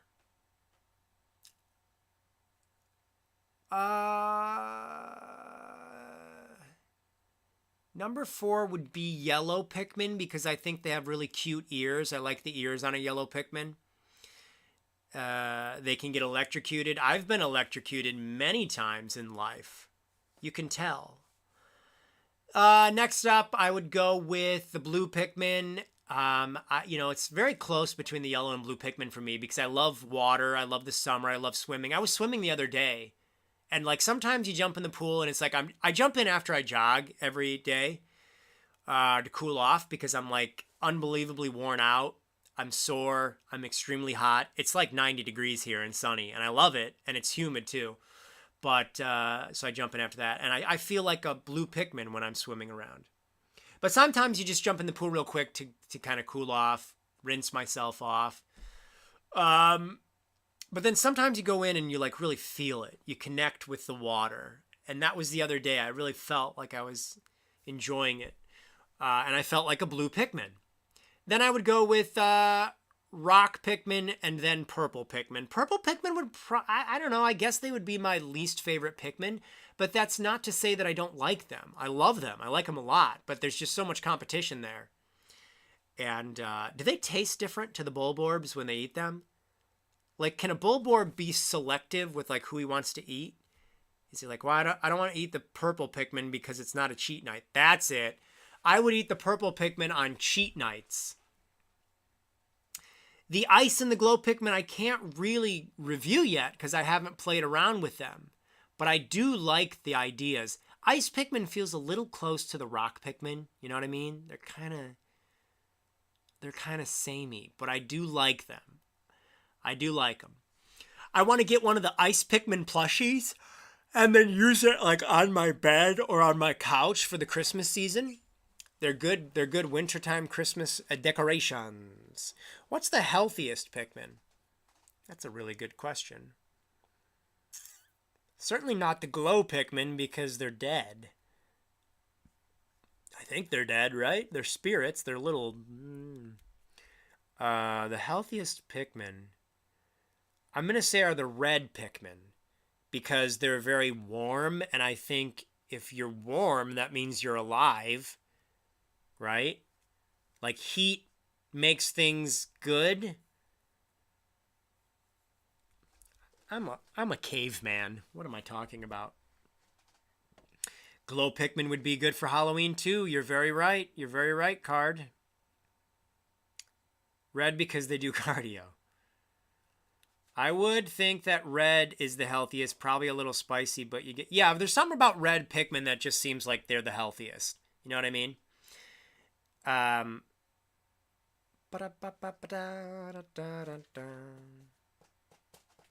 Okay, let's watch the Pikmin trailer and talk about it. So I'll check the chat in a little bit. I think the audio should be okay. I don't know. Let's hope it's okay. I apologize about those audio errors. It's been a while since I've live streamed. Okay. Here we go.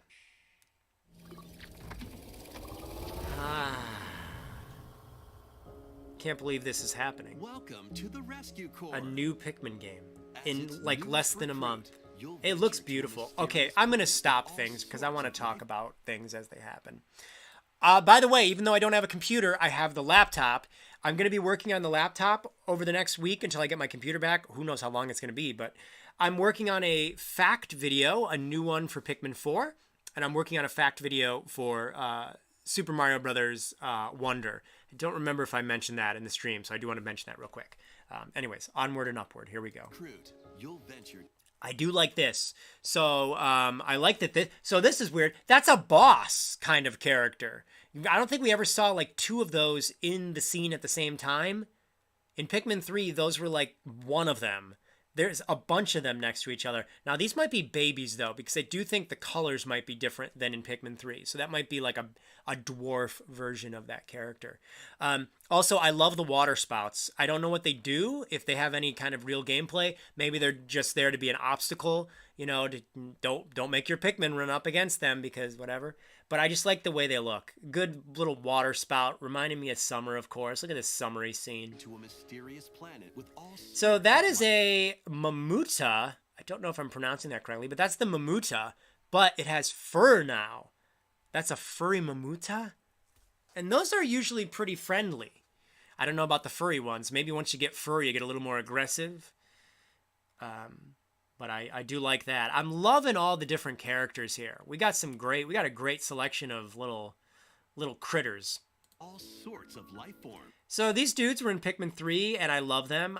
I used to know the names by heart. When I was making the Project Pikmin stuff, I knew the names. I feel very embarrassed and ashamed that I don't know the names anymore. But I do know these guys are returning. I know a lot of the names, but I don't remember their name. This guy's new.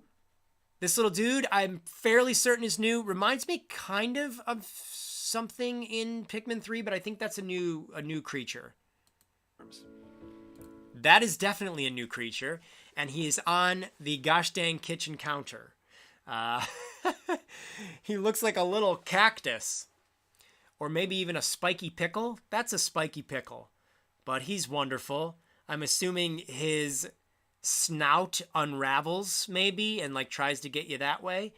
He's spiky, so maybe, I don't know. Maybe you can't throw normal Pikmin on him. He's not that spiky. I was gonna say maybe you have to throw the rock Pikmin on him to do damage so that they don't get hurt. There, you'll meet plant-like creatures called Pikmin. Pikmin? What is that? The adorable What's a rescue pup, Pikmin? Ochi. Good boy. Aw, Ochi is great. Your mission, should you choose to Do you know accept there's it, some people that don't repair like the damaged Ochi? rescue corps spaceship Villains, and that's save who. any castaways you Look at find. Ochi.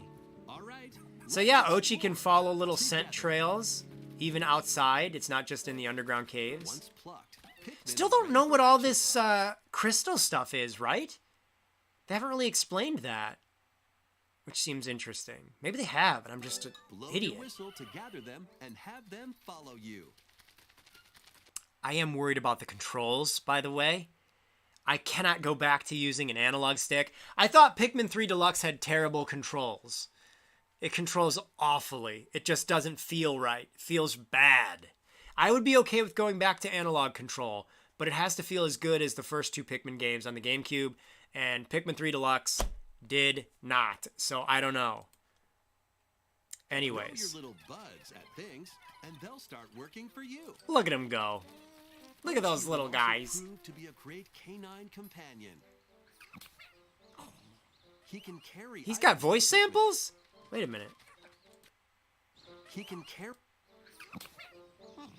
Yeah, I mean, I guess we heard him bark before, but I liked his Pikmin. little noise.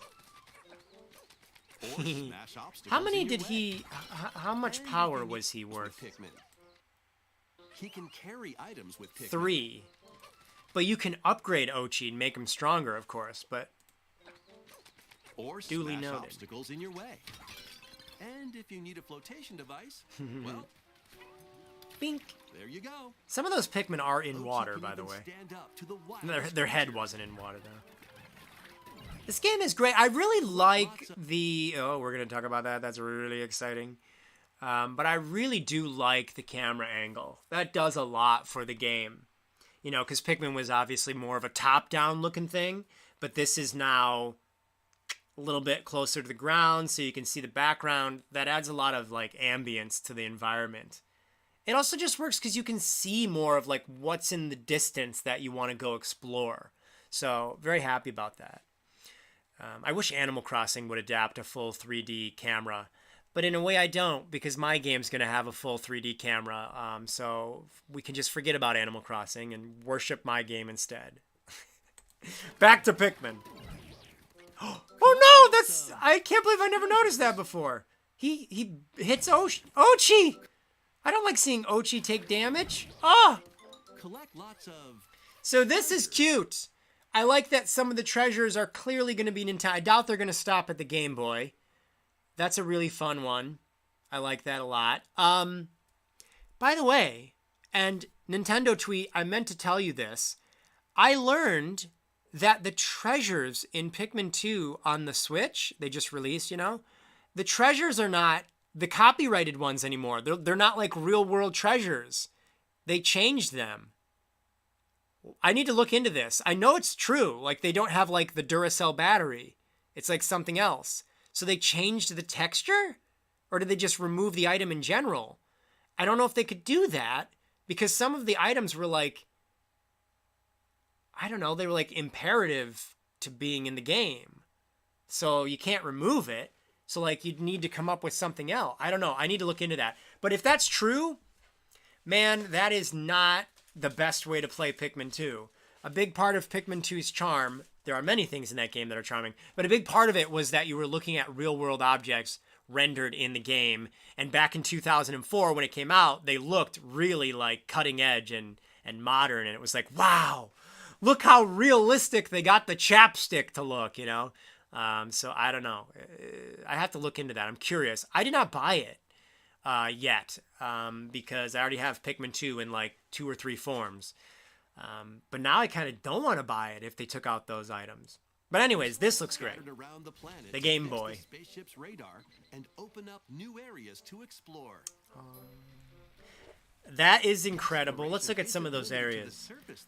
There's a lot of areas. We gotta look at the areas. Open up new So this one looks summery, right? This is like a beach. You got the little sandcastle stuff going on. You got the little water spouts. Oh man, I love it. I love it. I'm really gonna analyze this trailer like crazy tomorrow because I'm working on that fact video. I'm sure there's tons of stuff I'm not noticing yet. But I do love this environment. Yeah. Look at the background. It's like all palm trees and stuff. I'm gonna pretend this one is on like Hawaii or something. This is a Polynesian level. areas to explore. This one I suspect is like a park behind a school or something. But I really love this one. I'm doubting you can get to that big slide, but who knows? But yeah, we've seen this one before.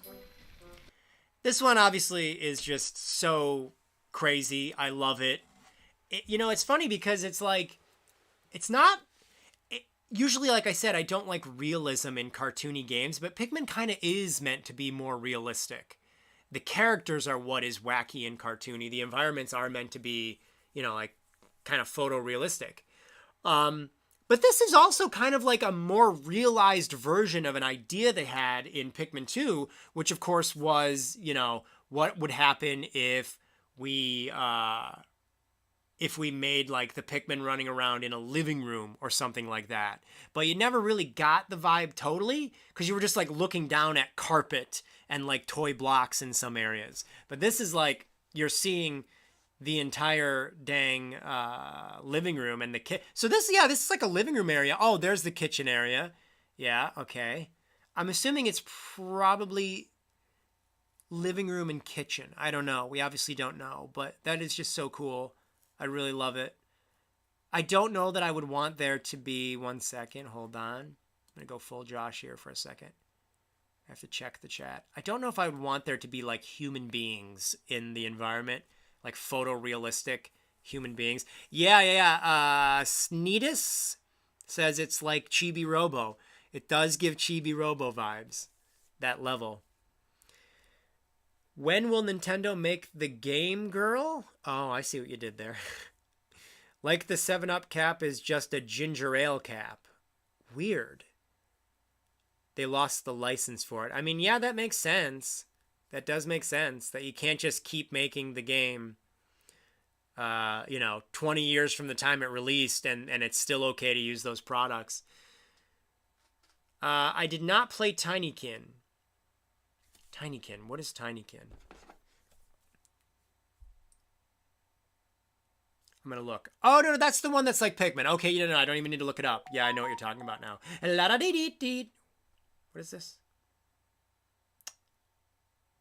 Okay. Oh, my phone is cold. It's soothing. I think I turned my air conditioning off like an idiot. Because I was so cold in here. And I was like, oh, God. Now I know that it's probably going to be humid upstairs.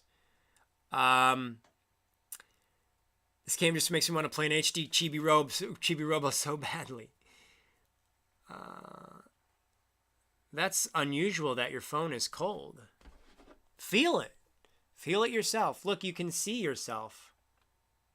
You can see a shark jaw. Oh, you know what? You can also, I don't know if you guys can see that. You can see right here is a house from Paper Mario. It's a little Christmas cabin for the Paper Mario Christmas special. There's all sorts of stuff over there. I can't be showing you reflections of that. Whoa. I can feel ribs.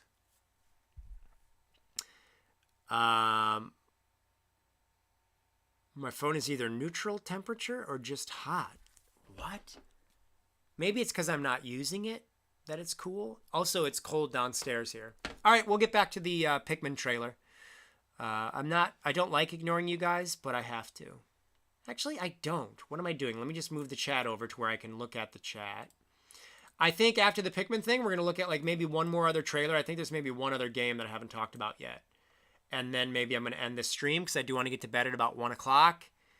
Like I said, tomorrow is cheat night, so I want to be up It's going to be sunny. It's going to be like 88 degrees tomorrow. I'm going to just enjoy it. I cut my grass today, so I don't really have much to do tomorrow.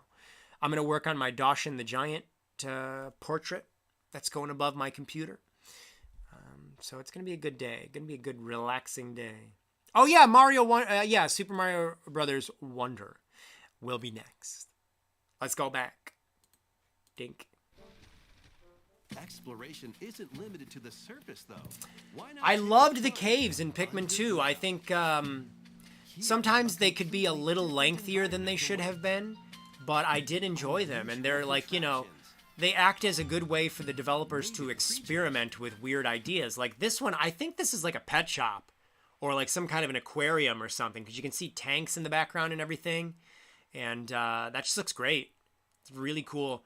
And again, I love seeing a lot of these returning characters. I know that character I don't think has ever left the series, but also the camera. This is another example of why having the camera like this is so cool. Because like in the previous Pikmin games, we never would have been able to see like what was off in the background and stuff. So just adds to the theming so well. And even more treasures We got are fruit. around every corner. Fruit making a comeback. I'm going to use this as an opportunity to mention something about grapes, actually. Hold on. So this made me remember, and this is a public service announcement. I don't want Poochie anywhere near those grapes. I know Poochie technically isn't a dog, but grapes are literal poison to dogs. If you have dogs, don't let them eat grapes. It will kill your dog. Grapes are that horrible to dogs. Their stomachs can't digest them. And it like does something to their, it can quickly kill a dog. We had a little scare last summer with our dogs. They ate raisins on a like cookie, and we didn't know like who ate it or whatever. We had to like force them to throw up, and we got extremely lucky. But I'm just going to use this as an opportunity to potentially save some doggies out there. Don't even buy grapes in your house, because grapes are the type of thing where you're like eating them, one falls down, it rolls underneath the cabinet, you don't know it's there, the dog finds it, sometime eats it, and you know, so don't even bother with them. Fuck grapes, they don't even taste that good. And raisins are literally grapes just shriveled up, so they're just as bad. And raisins are for nerds anyways, you don't need raisins. So if you get like cereal, don't get it with raisins. If you get the little granola bars, don't get them with raisins if you have dogs, or if dogs are in your house or around you or something. They're like literal poison to dogs. So Poochie, get the frick away from those grapes. I don't want Poochie to die. Even more Jesus. treasures are around every corner. What is that? You might unexpectedly find some castaways too. I do also like the idea of bringing castaways back throughout the game. That's pretty fun. This is great. Is this going to be Olimar? What do you guys think? That's Olimar. Everything about that is Olimar. Except, obviously, the furry face. He's got Olimar's suit, Olimar's gloves. He's got Olimar's nose and Olimar's eyes. I don't know what's going on. Is Olimar possibly cursed in this game and you end up saving him somehow? I also do love the, like, seeing another version of Ochi. That's really fun. I love that. He's like a little bad version of Ochi. The individual just nabbed the castaway. You've got to stop him. That's It's cool. time I love for that. Dandori battle. Embrace the art of Dandori. by This is great too. I'm so happy to see that there's multiplayer confirmed. Is this multiplayer confirmed, do you guys think? Because we know the game is for 1 to 2 players. That was available on the website from the very beginning of like the first trailer, I think. Or maybe the second trailer. But we've known that for a little while, but I was always worried that it was like, oh God, what if it's just like you can play the single player story mode with another person? Like that's just co-op. To me, Pikmin needs the multiplayer. It needs the battle mode and it needs the challenges. If you took those out of the game, it would be shocking. That has become such a huge part of Pikmin. So I'm extremely relieved to know that it is in there. Am I okay? Good, we're good. But the thing is, when they show this footage, you're like fighting against a computer player. I think you're not even. I don't think you're like because like this was the story mode, and then you're taking him on. So I think he's a computer character because he moves really slow and foolishly too. Like look, he's not even moving yet. So I don't know. But I mean, come on, there's no way this wouldn't also be what the 2-player mode was. This is also a kind of a weird setup too. I'm just so happy and relieved that we have a battle mode. As long as it has a good amount of levels to play, good variety, maybe like 8 or 10 of them, different themes, and I'll be happy. But within the time limit to win. They did change the rules. You get 4-minute battles. Maybe you can adjust the timer, but it was 4 minutes. And the goal is way more streamlined. It's just collect things. So that's definitely less clever than the bingo battle in Pikmin 3. But at the same time, it doesn't mean that it can't be just as fun. Because this is like an all-out rush to see how many things you can get in the time. So that does mean that you could like screw with your friend.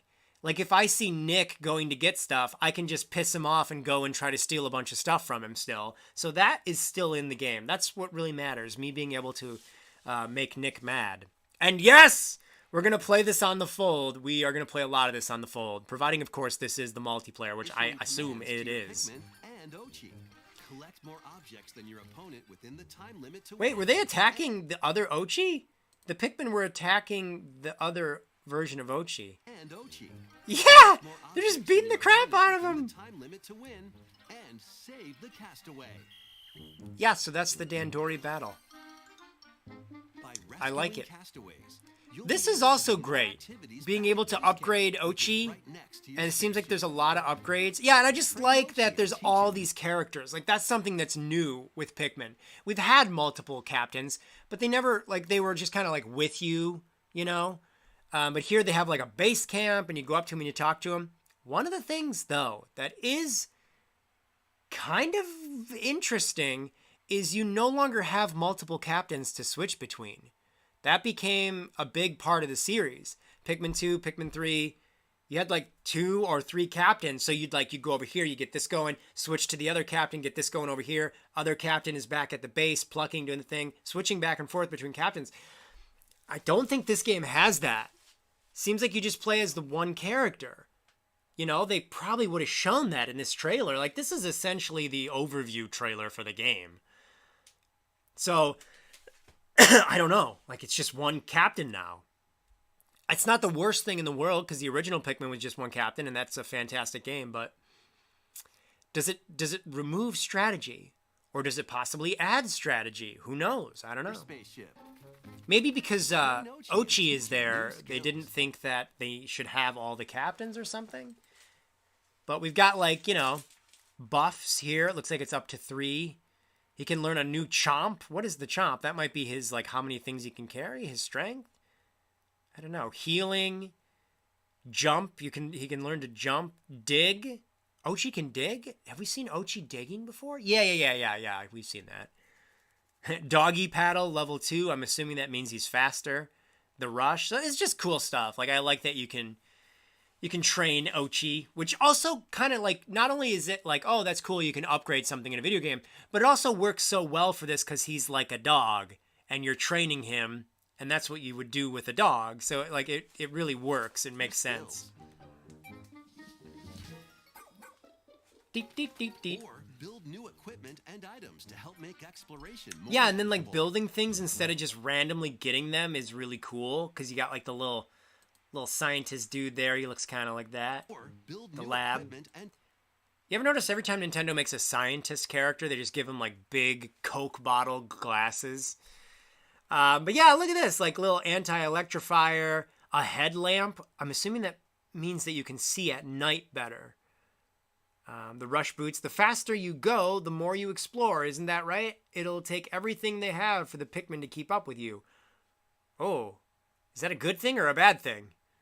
I don't know. You run faster, but maybe the Pikmin don't always keep up with you. You might have to keep that in mind. That almost might be good, because it's a risk-reward sort of thing, instead of just becoming overpowered, That's one of the things you can run into as a problem with these kind of games, where you can level things up. Some of them, it's you just level yourself up to the point where you're just so powerful that the game is no longer a challenge. So that makes me think maybe they've thought about that kind of stuff. And items to help make exploration more manageable. There was a little Help make preview thing there. Hold on. items to help make Yeah, the exploration. preview they showed does not have any Pikmin behind the character, so I don't know. Equipment and items to help make exploration Scorch more Guard. manageable. For the first time in the Oh, I Pikmin bet that's series, what you use the eventually crystals set for. out night The expeditions. upgrade stuff. You collect them. But there's a catch. Nightfall sends creatures. I do into a love frenzy, the idea of being so able to stay play at alert. night. I think that's going to be very pretty as well. Thankfully, And I love that, you'll come like, across listen to a this glow music. Pikmin I don't know how well you guys can hear only the audio, here at but night. these are great. Glow Pikmin, little dead Pikmin. I've seen a lot of dead Pikmin in my day. I treat those little buggers as weaponry. I've got no emotional attachment to them. It's not totally true, but I love the Find glow luminols Pikmin. that produce valuable glow sap. This is triggering my trypophobia or whatever that is. It's kind of disgusting to me, but okay. These mounds I like the also little attract mound, various wildlife, kind of. so use glow Pikmin to drive them away and protect the luminol. Yeah, that's cool. I love the glow Pikmin. Really neat. Look at that! Look at that! You can like ball them up and like use them as this Many attack. more surprises await on very this neat. uncharted planet. Whee! But with the Pikmin, Oh, OG the little bite star size, bits go into the no glow challenge mounds. is too big. Some of these enemies I am noticing, they're less photorealistic than what they were going for in the first few Pikmin games. Pikmin 1, 2, and 3, these enemies look more, honestly, I don't want to say it, but they look more Hey Pikmin. Remember Hey Pikmin from the 3DS? Of course you don't, because that game didn't happen.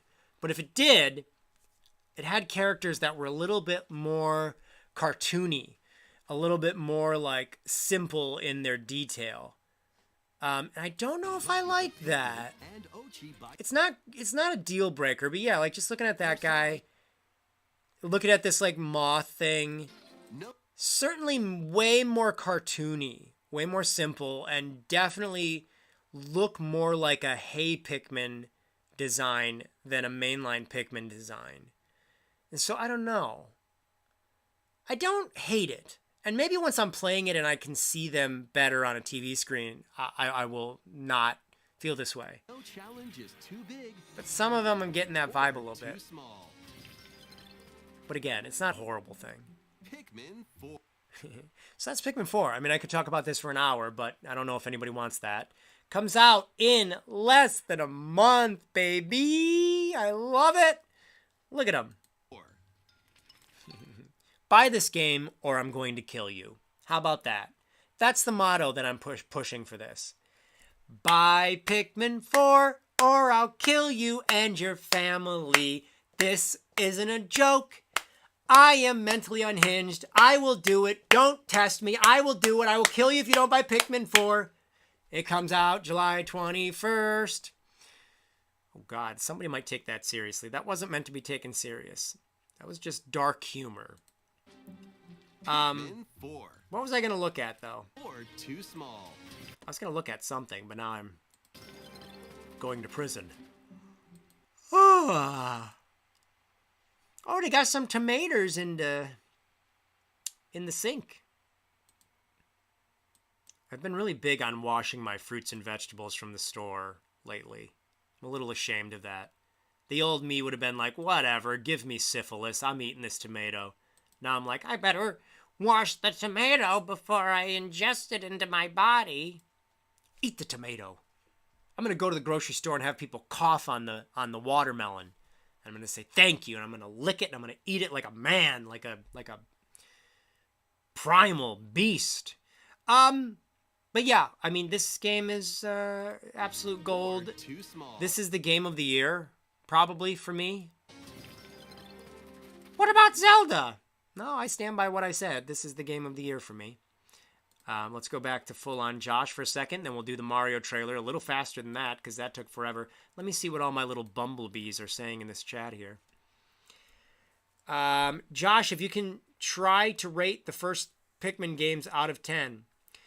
Oh, God, it's so difficult because, as time has passed, some of them are like, they've all aged well, but some of them don't have the same, you know, like the first couple Pikmin games, I was like, oh my God, how can a video game look better than this? And now I'm like, yeah, a video game can look way better than this. A video game could look better than Pikmin 4. But I don't know. I mean, don't hold me to this, but Pikmin 1, I'm going to rate them based on like today's standards in a way. Kind of. Pikmin 1, I would give an 8 out of 10. Pikmin 2, 10 out of 10. That's my favorite video game of all time. Pikmin 3, a 9 out of 10. And Pikmin 4, I don't know, but it's looking like it's going to be pretty competitive. I don't know if it will beat Pikmin 2. It's possible. Who knows? Who knows? It's got Ochi in it, so anything is possible. For legal reasons, this is a joke. Exactly. Wait, is that a quote from something?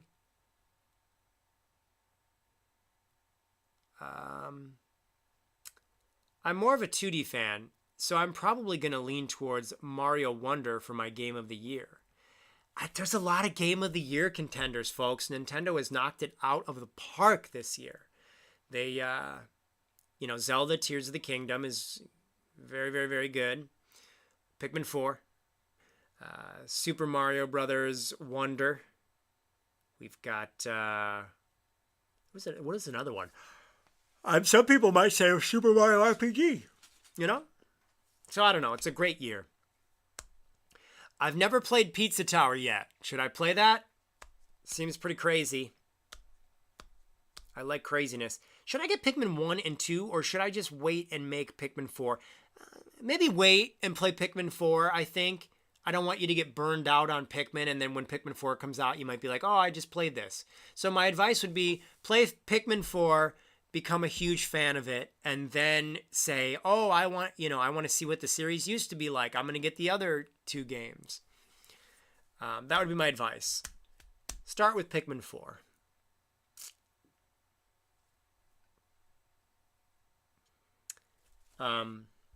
I know I missed a lot of comments when I was looking at Pikmin, so I'm going to scroll up a bit, read a few of these, and then we'll get into the Mario trailer. I like bananas over grapes. I don't buy raisins. Strawberries are better than grapes. Poochie is still too new in Mario Kart Tour to die. Oh, that's right. Isn't Poochie playable in Mario Kart Tour? That's amazing. Pikmin 1, bad ending Olimar. Yeah, but I don't think he had fur, did he? But bad ending Olimar didn't. Let me see. It's been so long since I've seen that ending. And of course, I'm so good at the game that, like, I never got the bad ending. I was like, fucking professional. Pikmin 1, bad ending Olimar. No, you don't need to correct the word Olimar. I meant what I said.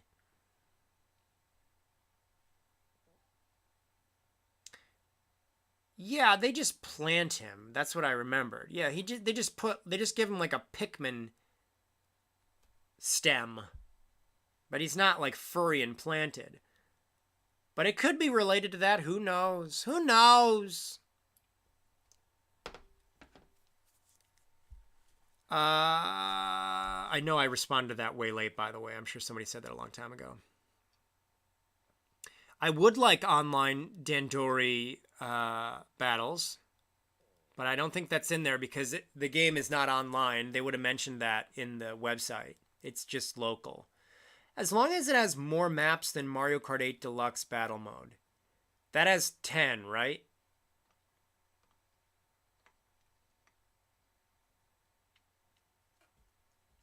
The game is definitely more cartoony. The Bulborbs in this compared to 3 look way more cartoonish and less detailed. Yeah, I think they did. Go a little more cartoony, which wouldn't be my choice, but it's not terrible. Josh is on the FBI watch list. I'm very anti-FBI, so, it's possible. I'm against the government. The government!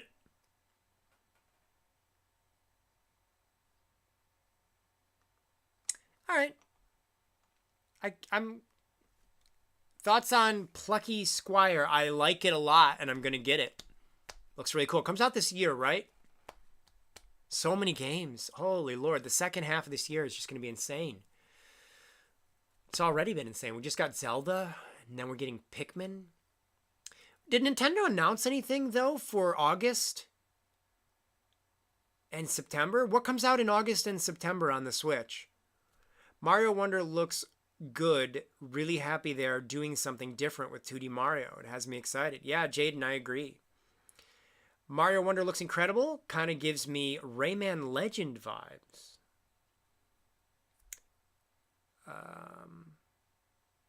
What are my thoughts on Tears of the Kingdom? I like it. I think it has flaws. I don't think I would consider it to be my personal game of the year this year, but I've been having a lot of fun with it. Mostly collecting all the fashion in the game, as you would expect. Oh, God.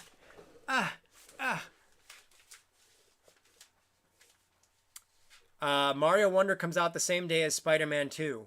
Well, rest in peace, Spider-Man 2. How do you feel about the talking flower in Mario Wonder? I actually like them. I like the dialogue. It makes it more fun and silly. Gives it a kind of sense of liveliness that I like, you know. By the way, so let's watch Mario Wonder now. I have something embarrassing to share in regards to Mario Wonder. Yesterday was the direct. Well, not technically. I mean, it's now officially Friday. But, you know, Wednesday was the direct, Wednesday morning. I was so, like, inspired by Super Mario Wonder. I was so excited by it. I downloaded the trailer, and then I converted it to being an MP3, and I put it on my phone, and I jogged for the entire hour. This is how autistic I am. I jogged for the entire hour listening to the Super Mario Brothers Wonder trailer again and again and again. And it was just like fueling me with energy for the excitement of that. Again, it's embarrassing, and I'm clearly not just on the spectrum. I am the spectrum, apparently.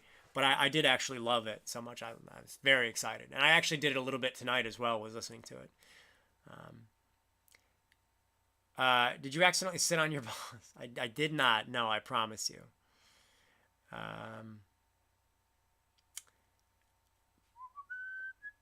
Pikmin HD remastered doesn't look so HD compared to Metroid.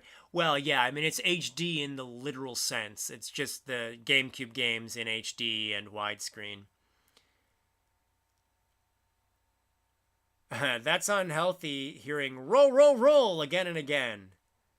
I disagree. And I was rolling when he said it, too. I was jogging, and then I'd leap forward, and I would roll, and then leap out of it.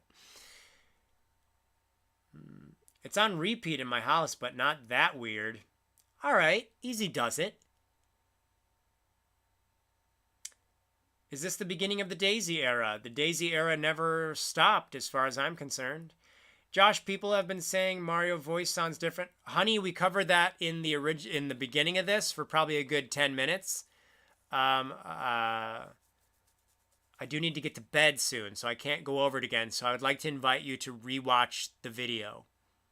It should be up after this, I think. But I think it's, I don't know. My answer is I don't know. It could be Charles. It couldn't be Charles. I'm mostly concerned about Wario's voice. That sounded nothing like Wario in the WarioWare trailer.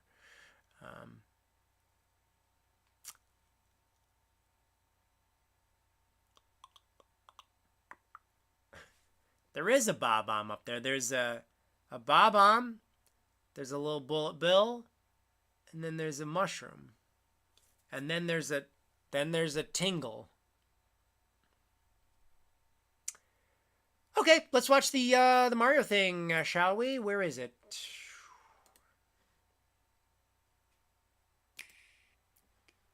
Is the audio good on this, you guys?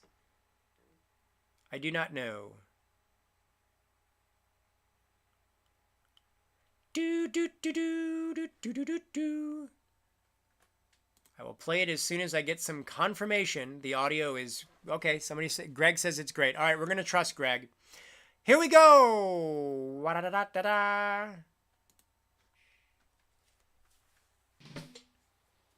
I knew instantly that's obviously Mario. I think most people did. I like those little dudes. I like that there's just these little speaker plants that talk to you. Oh my god. I'm fucking smiling just from watching it. And I've seen this so many times. There's just such a life to it that was missing from the new Super Mario Brothers series. I think even... I remember being bored of the DS game back in the day when it was brand new. And I do like the DS game. I gave it a good review recently. Last year, I think. I went back and re-reviewed it. But this just has this sort of vibe to it that's very, like, contagiously happy. And it's kind of, like, off the wall a little bit, you know? There's a lot of just, like, this is happening, then this is happening, and just go, go, go, it's funny, it's crazy, now this is it, get that. You know, like, I like that, and there's surprises all over. That's something that, you know, really sticks with you. Mario, like, just growing like that is fantastic. It's hard to comment on specifically what's happening while the trailer is going, because it's just so fast-paced. The Wonder Seeds, I'm curious what those will be used for. Is that going to be like, you know, is that going to be like the star coins? I don't know. I thought that was a Birdo character. It's clearly like a little beaver or hamster or something. Alright, we probably should be stopping this, because otherwise it's just watching the trailer. Which I've done a lot. I like Yoshi's voice. It's still Yoshi, but it's just fun. It's more fun. Everything seems more fun in this. And I'm not even that down on the new Super Mario Bros. Series. I just think that they became very stagnant, very stale, very paint by numbers. And, yeah, I mean, this just feels like a team that's having a blast making the game. Okay, let's watch it again, but actually pause so I can specifically talk. So this guy clearly is designed to look like a little megaphone, like a little speaker sort of a deal. And yeah, like I said, Onward and upward. I think they're actually kind of a brilliant way to tutorialize players of what to do next. So there is not necessarily something you needed, but he's like, onward and upward. So that's there to just kind of tell the player, here we go. That's like a, let's go, we got this. But then later on, you hear the little speakers that are like, roll, roll, roll. And it's telling you, like, keep rolling and do the thing. Another one is, like, talking about flying and stuff. So it feels like they're there to kind of be, like, cheerleaders to the players. And that is weirdly powerful. I haven't played the game, obviously, but just from watching the trailer, you get that they add this sense of energy to things, that there's just these little bits of dialogue from these new characters that look like power-ups or something. So, I don't know. That's a type of thing that, like, I never would have come up with. And yet, even if somebody came up with it and suggested it to me, I'd be like, I don't really know what you're talking about. Like, I don't know why that's a thing you want to put in the game. But then when you have it in the game, I do think it's like, oh, okay, I get it. I get where you were coming from. You're right. That is a little sprinkle of magic. And also, like I said, helps the player understand what's happening. So a lot of people are talking about the way Mario looks. A lot of people like it. I kind of relate it to, remember the old Nintendo Power magazine? I think it was the first issue, and then also the final issue. They had like a claymation Mario. And this isn't meant to look like claymation, but that sort of gives me that vibe. He almost looks kind of like a little claymation Mario or something. But I like the way he looks. There's a lot of expression on these characters. And I love the iconic poses. Isn't it crazy how that really is, like, you know that's Mario's pose. Like, if somebody goes like this, you know they're pretending to be Mario. You know that it's like, just body language can invoke Mario. It's such a crazy testament to how huge this character is. I slightly, in a very positive, loving way, envy that. The idea of being able to create something that is that iconic, that just like a pose is historical in a weird way. But I love these expressions, especially when we go into the pipe here. Well, it doesn't happen yet. Oh, by the way, even like even the tree looks so great. That's so cool. Like, we're so used to seeing this very, like, robotically generated new Super Mario Brothers stage that this just has so many layers that are working and together and making it feel like a real live setting instead of something that looks like it was made with no love. I like the little music notes. Piranha plants have legs, which of course they've had in the past. They've walked around in the past, but I don't know if they've ever walked around after you out of the pipe. And like the pipe has the moss on it in the jungly stage here. And this also clearly has a background that you can jump into. A little bit of Mutant Muds action, apparently. But yeah, like jumping into the background and then into the foreground and stuff. Always a really fun thing, I think, to do with 2D games. It's, you know, kind of keeps you guessing. Gets more real estate out of the environment that way. I shouldn't analyze the trailer. I'm going to do that in like a fact video, but I like how when Mario was like at full speed, he had this little like blurry thing going on with his feet in the animation. And like, look at that pose too. Just so crazy joyful. I think that's one of the reasons you just can't watch this trailer without smiling. Because just looking at the characters, they feel like every little bit of animation is like actually cared for. I would never have said that about a new Super Mario Brothers game.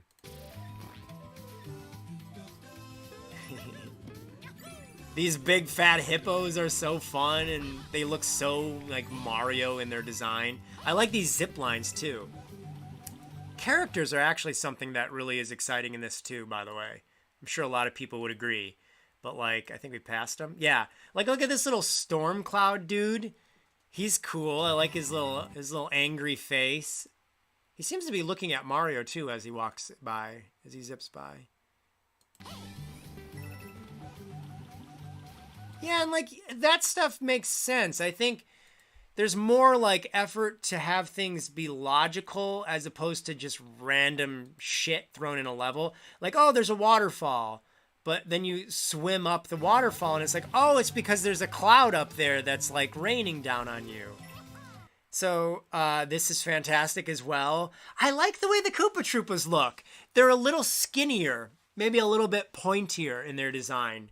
It's sort of fun to see that kind of stuff, you know? We become so accustomed to like the way something looks in Mario's universe. They like obsess over making sure that the characters look exactly the way they did in the previous game. And I get the value in that because it's like, you know, you want to make sure there's a strong branding to these characters. But I really like the subtle changes that even Mario himself has. But like these roller skating Koopa Troopas, how friggin' fun is that? And they even have like these ramps, these block ramps that are clearly there for them to like skate on. When Mario goes past the, oh, I just realized what I think this animation reminds me of. Remind me to say it, because I think I finally figured it out. But like when Mario jumps past that tree, he casts a shadow on the tree, on the back of the tree. See, like that's nice. Little stuff like that is like the sprinkles on top of the game. And I think everybody notices that. Like that's not a little pointless thing. That's like a slight little wow moment. And like the Koopa Troopas are doing it when they pass that. But then when they're not, you know, there's no shadow. So yeah, it's just, that's stuff you didn't see in New Super Mario Brothers. I wonder what the Mario block does. I love the autumnal level, the fall level. We love a good fall level, right? But yeah, roller skating pink Koopa Troopas. Those, I like those a lot. But, okay, this animation, you guys might agree. This looks like the Peanuts movie that came out like, what, 7 years ago or something? But remember they made like a Snoopy movie, Charlie Brown Snoopy? And it's 3D, but it's also kind of 2D-esque. And then like they had a bunch of like little hand-drawn things in there to add to it. So Mario's mouth looks like it's drawn in with like a marker. I've noticed sometimes he has like, yeah, like underneath him, he's got little swoosh lines. He's running really fast. So he's actually got 3 shoes there, or maybe 4, it looks like, sort of a deal. It looks a lot like the Peanuts movie, I'm just realizing. I love it, though. Look at this. He looks so, like, fun. It's fun just to watch the characters. Like that! No point! No point! I wonder if the game pans in like, or zooms in like that in the actual game, or was that just for the trailer? Because obviously I don't think you'd want it to be zooming in nonstop to the pipes, but maybe in like an early level it does it or something for just like a little action sequence. But the little speaker guy just being like, hey, hi, when you pop out the other side, it's just like a little like joke. It's like a fun little joke to put a smile on your face. I don't know. I like this stuff a lot. It's really cool. So when Mario runs past this little flower, it spurts and then it creates this like action in the environment. But he ran past one before that.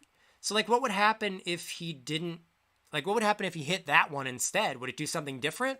Or is it like you're just building up a gauge? I also like the way the water looks when it's splashing out of the pipes. That's like a really cool effect. It looks very nice. So you get these like cosmic wonder flowers that just make everything go haywire. It seems like it puts life into things, like literally makes things alive. These little chips that you're collecting, I'm not sure what they are. They're being counted in a very weird way. Like micro points even in them. What does this look like? I've never been able to pause this to see Mario's face in this roll, this ball form. Oh, there it is. Okay. It's got a little Mario face on it. What would happen if he stopped and jumped up in that pipe? There's like a lot of stuff I'm curious about.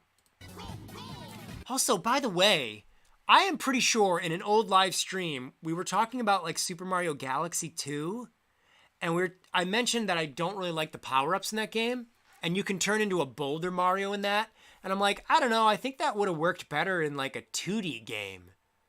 I know that I said that, and I just want to take credit for that, because look, this is Boulder Mario, but in a 2D game, and it works better in 2D. These little dinosaur-looking things. Oh, we got to stop talking about it, though. Well, we're kind of just getting started now at the trailer here, because there's a lot of stuff in this. The overworld map looks cool. I like it. It reminds me a little bit of like what you'd see in a Kirby game. I'm sorry if everybody's bored with me talking about this. I'm going to go to bed soon, I promise. So yeah, it looks like they're counting the Wonder Seeds, coins, the little purple chips, and then your life. Yeah, this is neat. Piranha plants on parade. Oh, they got difficulty settings in there. Interesting. It shows you the difficulty. Huh. I wonder if that has any meaning behind it. Yeah, this one has 2 Wonder Seeds or whatever they're called in it. So I wonder if that's like the star coins. Yeah, that thing is not Birdo. I stupidly was like, it looks like a new Birdo looking character just because his mouth looks a little like Birdo. It's clearly like some kind of a rodent-like character. What is that? That's like a little ground squirrel or something. What are these things? These barrels? I wonder what those are about. I love that you can play as all these characters too. The little Tootie frogs are great. Look, Toad looks kind of different too. His eyes are different in there. But again, I'm okay with it. It's kind of fun. Why is Toad Yellow Toad? Why don't they just make Toad look like a normal, like, standard Toad? It's weird how they always give him yellow or blue. I don't know. Anyways, oh, that's like Jell-O. Is that like a Jell-O thing in the sky? Are these like whipped cream or something? Am I overthinking this? But I love these frogs, the little farty frogs. We love a good farty frog. That's a cool concept too. Being able to push the pipes. So that I think is this looks like it's a level where when you start it, Wiggler's like, hey, I'm challenging you to a race. I bet you can't beat me. And then you have to like try to beat Wiggler. Or maybe Wiggler can just randomly pop up in multiple stages and challenge you to a race. I don't know. But this is clearly all of them racing against Wiggler. Kind of interesting how everybody shares the same lives, even when you're playing in multiplayer. There's also a crown above characters to suggest that they're in the lead somehow. Does that go by coins counted or something? Neat foreground effect with Princess Peach popping out. You know, it's so funny because we've seen the silhouette effect so many... I like this a lot. The little Halloween fall looking stuff with the mushrooms and the pumpkins. What I was going to say is we've seen the whole silhouette thing so many times. You know, it seems like it'd get boring or uninteresting. But it does seem like they have some new ideas to offer that concept. Like just the Switch in general. Oh, I see. I see what they're doing there. So when the lights are on, the little seed is not there, but when the lights turn off, you can grab the seed. But in order to get to the seed, obviously you don't know, like where were the platforms? So you need one player to hit it to turn it on, and then the other players can get the, okay, you could probably do it in one player as well, obviously. But that's clever. It's like you need to switch the thing on and off. And okay, I like that. That's cool. It's also this thing where they show you like when you do combos or something. Like we just saw there where it was like good, great, wonderful or something. I wonder if that has any relevancy, or is it just for style purposes?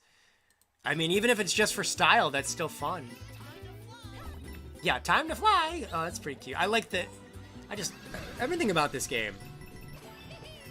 I like everything about this game. There's Bowser Jr. in some sort of like weird poisoned form. So yeah, I mean, this is amazing. The trailer almost has 4 million views.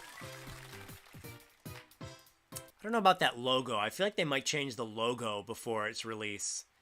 It's fine, but it's not great. I think I noticed when you beat the level, the little pipes in the background splashed water. I wonder if they just do that anyway, or if they did it as like a way to celebrate that you won. Oh, I don't know. I feel like those might have done that. This is something nobody cares about but me. That might just be something that periodically happens in the background and it just synced up well. I don't know. I sort of like that concept. That's why I'm talking about it. Sort of like the idea of when you beat a level, there's additional little animations that can happen in the background. I also really like the aesthetic they got going here with the Mario colors, the blue of his overalls, the red of his hat and shirt, the yellow of like his buttons, and I don't know what the white would be, but it's just kind of like, I like that color scheme there. It looks good. What are these new little Toad houses? That's clearly not a Toad. That's some new little character that's similar to Toad, but I don't think that's a Toad. Their eyes are different. Obviously their head is different. They're Toad's cousins, and they need our help. Yeah, look, there's just so many more assets in the levels too. New Super Mario Brothers is kind of asset light.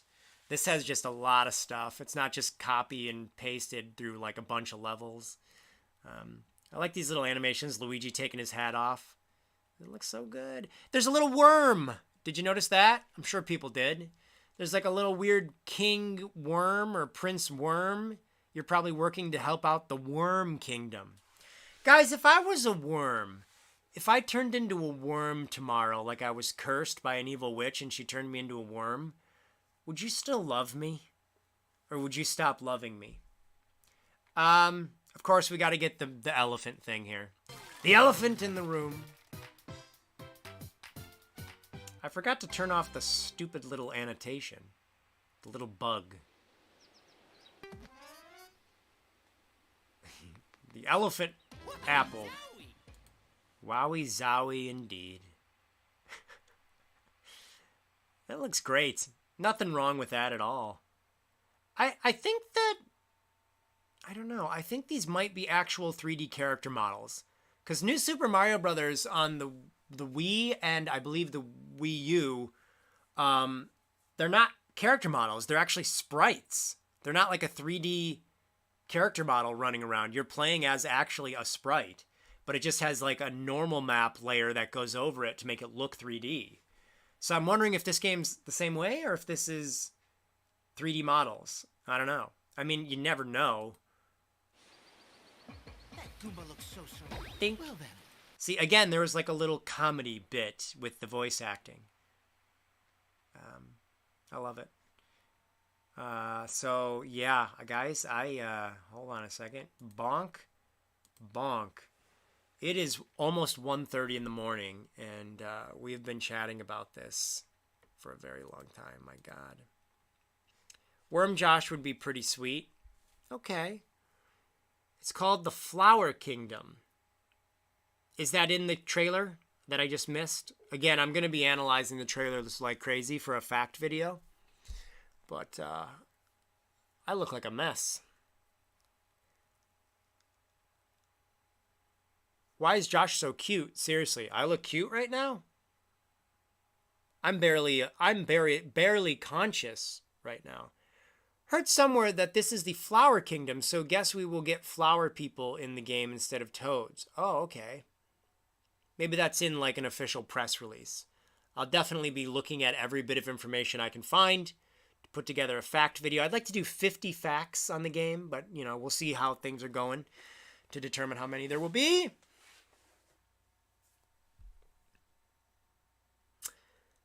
Oh yeah, there is no timer in the game. That's good. Yeah, that is good. I don't like timers in like I don't know, timers are kind of, unless it's like a specific timed challenge, I don't really want a timer. I want Kangaroo Mario.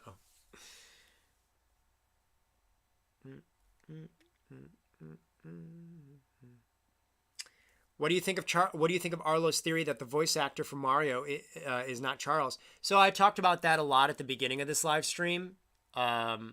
You guys will be able to rewatch this.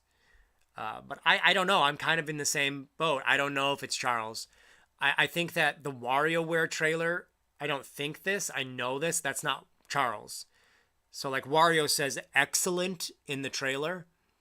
And that's not Charles. That's not even a good impression of Wario. So I don't know what's going on there. Mario sounds pretty much like Mario in the trailer for Super Mario Brothers Wonder. There are some moments where I'm like, oh, maybe that's somebody else. But I don't know. I don't think Nintendo would fire Charles. He does talk a lot about politics on his social media, but he doesn't anymore. But at some points he was really going deep on like political discussion. Maybe Nintendo Japan just doesn't like that. I don't know. Probably not though. And so maybe that would be a reason that they're like, well, we got to let you go. But nah, probably not.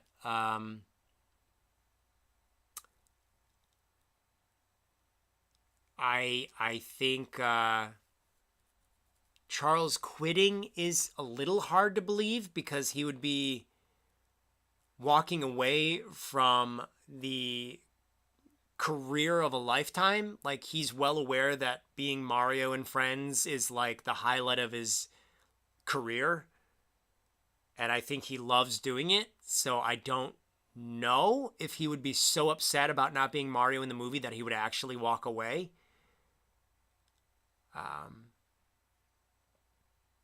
I think Charles would probably do the voices until the day he died or couldn't physically do them anymore. So I don't know. Like I said, I'm just very insulted that if they did replace Charles, I'm insulted they didn't call me. I mean, I'm 48 years old and I could still pass for my 20s. I'm eternally youthful, so you'd have me for many decades to come. I would work for next to nothing. Wouldn't even take a lot of money.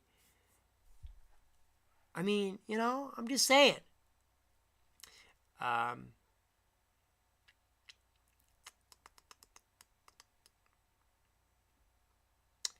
Guys, I'm definitely tired.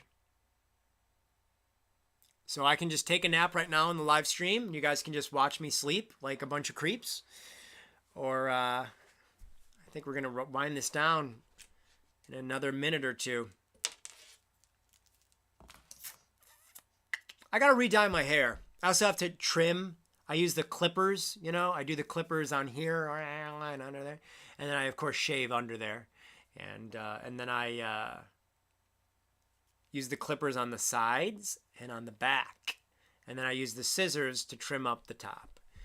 But I need to recolor it because there's a lot of darkness going on. The darkness is taking over my head. My favorite tea is, what is it called? Celestial Seasoning or something? Sleepy Time Celestial Seasoning. And I like peach tea.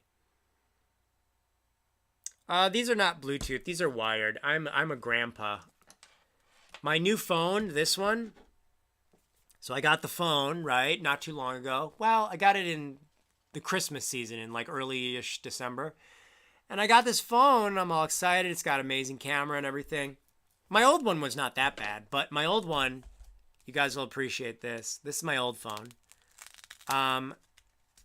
It's kind of disgusting, but I glued tape to the back of it because there's a giant hole there, which is probably a health risk. You can actually see the circuit board. I had a pop socket on it for Halloween. It was a skeleton pop socket. I hated it. It was nothing but annoying. It wouldn't fit into my pocket. I was constantly getting it stuck on things. And Halloween was over, and I was like, okay, I don't want this on anymore. Christmas is coming up. You know me. I'm not going to have a skeleton pop socket in Christmas. So I tried to take it off, and the pop socket just like literally ripped the phone's backing off because it was already cracked. I cracked my phone's back when I was on a roller coaster at Universal Studios in Florida. And so, yeah, that's the story nobody really cared to hear, but I don't even know where I was going with that. Again, I'm not really fully awake.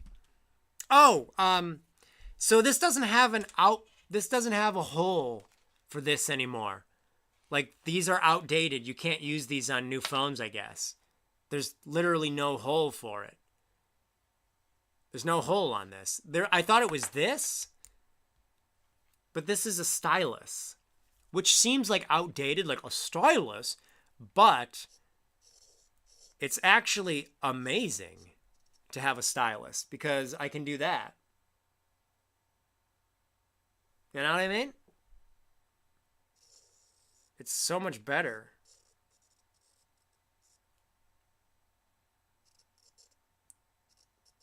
To have a stylus. I don't know what I'm doing here.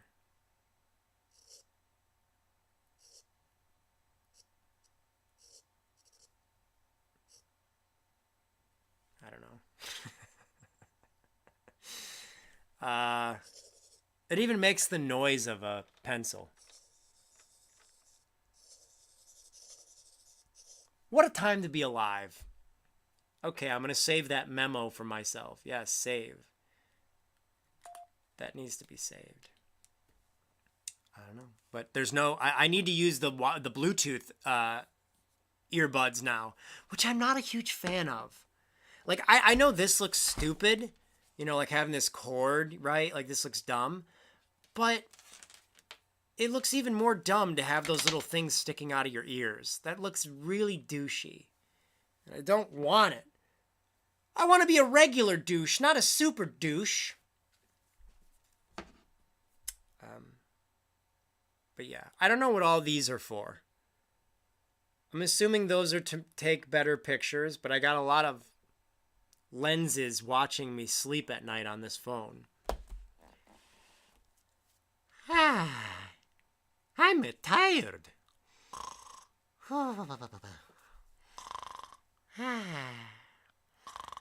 Super Mario Wonder. Oh, ravioli. Spaghetti. Anyways. No, Bluetooth has latency issues for me, especially for gaming. Really? Not a fan of that. Get an adapter. Bluetooth radiation is bad for your brain.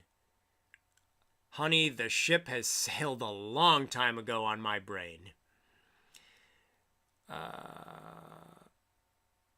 But yeah, this I don't know. I can't use these anymore, which kind of sucks too, because like if you go into a store and buy these, they're now like $15 at most.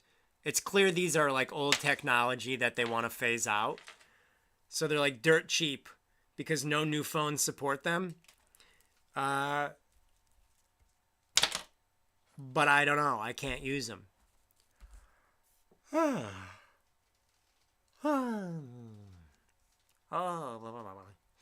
How would Luigi sound sleeping? We never get to hear Luigi sleep.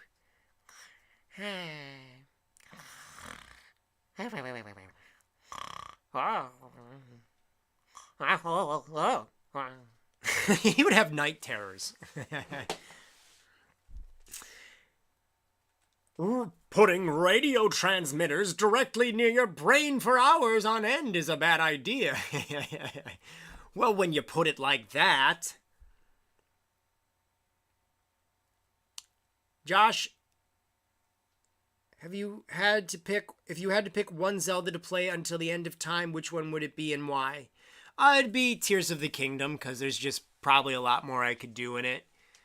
I have a lot of happy places in Tears of the Kingdom that I like to just go and chill. Lurelin Village. I'm a big fan of Lurelin Village.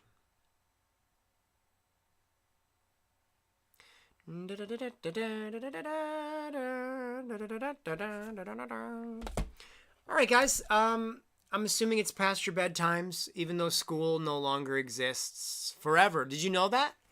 School does not come back in the fall. I've decided no one goes back to school. School is for dorks.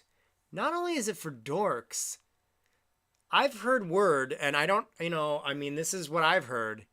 School is for Dorcas Malorcuses, not just dorks.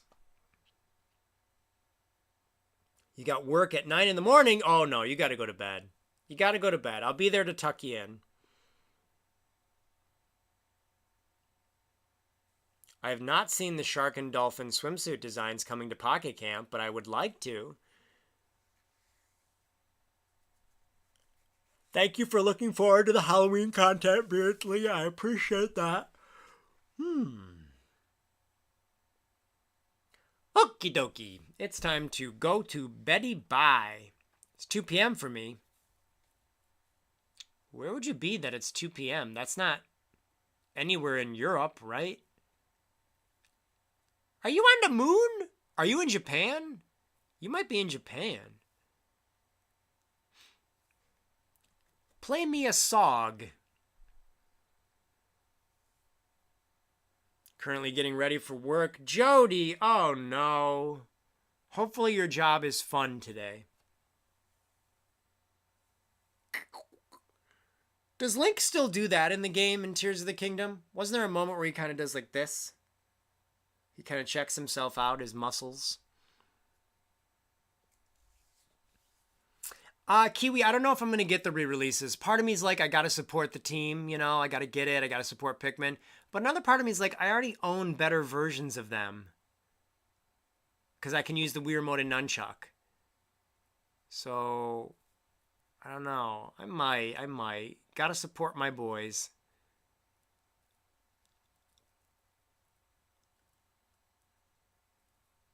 What music do I like that's not related to games? All right, this is what we'll end it on, even though this isn't BitBlock related. What?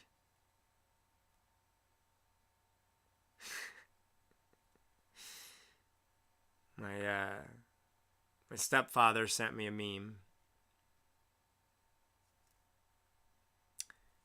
The meme is, Grandma, you got some pepper? Yeah, baby, checking the cabinets. And then you look in Grandma's cabinets, and the expiration date is August 29th of 1999. He sent me that because that is a very common thing with the women in my family. My grandma and my mother are both incapable of throwing things away when they are expired. I can't tell you how many times I'll go over to my parents' house and I'll be like, hey, do you have any bread? I'm having some cereal and toast. Do you have any bread? My mom will be like, yeah, we got bread. Here you go. There's bread in there. And I'll like look at it, and it like expired 3 weeks ago. So it's like, Mom, are you trying to kill me? My own mother is trying to kill me. Music. But yeah, this will be watchable at the BitBlock. I would have had more videos up in regards to the Nintendo Direct, but my super expensive, super powerful computer decided to shit the bed. But it'll be back. And we'll be back in business. In the meantime, I'll just use this clunky, slow laptop. Okay, we're going to go through like some of the music I have here. And this is embarrassing. Like I'm not going to lie. This is me exposing myself in a way that is unfathomable. Super Mario Brothers Wonder trailer. Justin Bieber, Somebody. I don't even know what that means. Listen. I don't know what that song is. We won't play it because it'll be copyrighted. The Super Mario Brothers movie, when Mario and Luigi get the Starman. That's very good to jog to. Very empowering. There's Disney parade music. Very ashamed of that. Even more than Bieber. Super Mario Galaxy medley.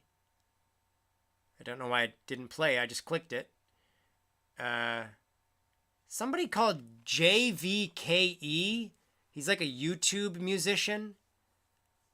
That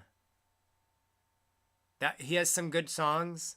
I just kind of randomly discovered him. I like a lot of pop music.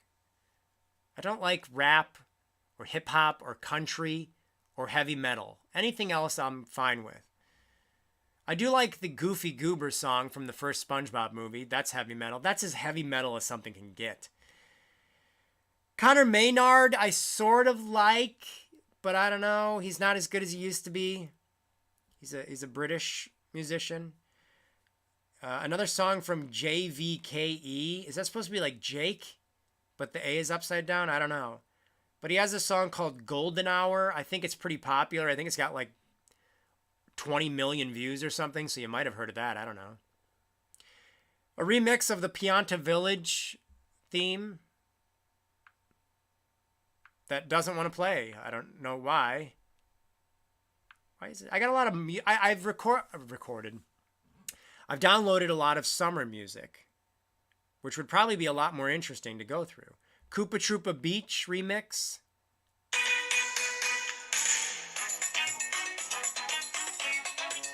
That's a good one right there.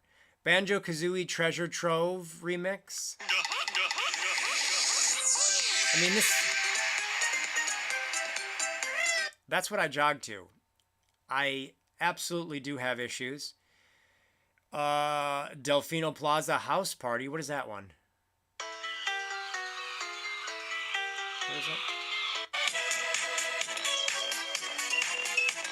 I'm already feeling like I got to get out there and jog again. But yeah, there's a lot. I mean, I know the person who asked this question said not video game music, but it's hard for me to actually answer that because video game music is a extremely big part of what I listen to. Here's an embarrassing one. Will Smith, the Wild Wild West soundtrack. So there's that. I'm scrolling past the video game stuff. The whole soundtrack to the Mario movie is something I've listened to a lot. I have some favorites in there, though. Car Wash by Christina Aguilera. Again, feel free to pierce my soul with your judging eyes. There's some Muppet music in here from the Muppet movie from 2011. That's right. All right, well, that's enough, I think. That's enough. You forced me to humiliate myself with my embarrassing nerd. Porter Robinson is pretty good. Vocaloid by Porter Robinson is good. It's a good song. I don't know if he actually made it with a Vocaloid, did he?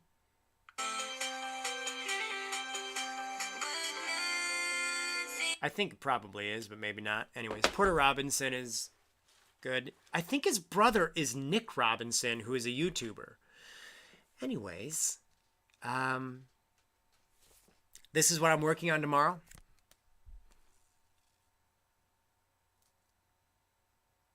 There's the boy. So I'm taking this as my inspiration, and I'm making it into a portrait.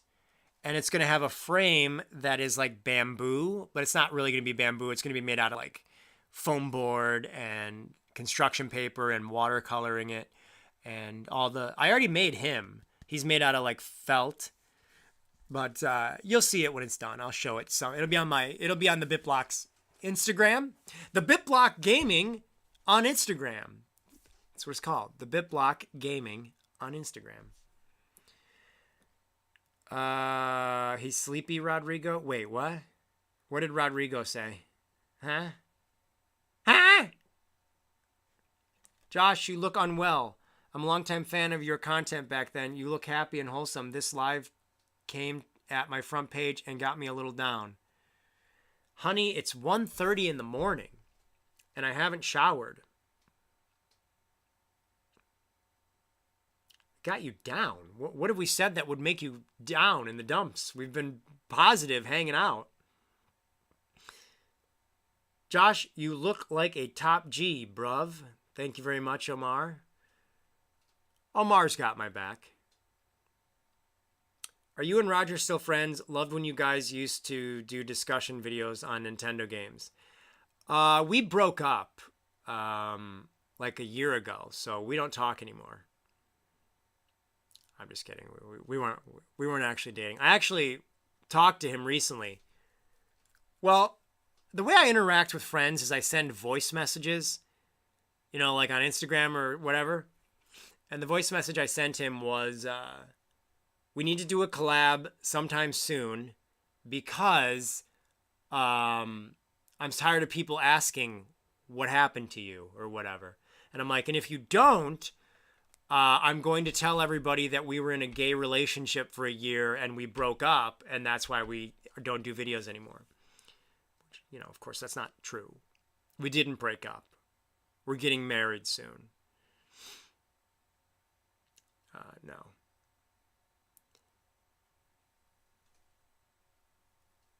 Josh, you look like you haven't worn skin-tight clothing in a while.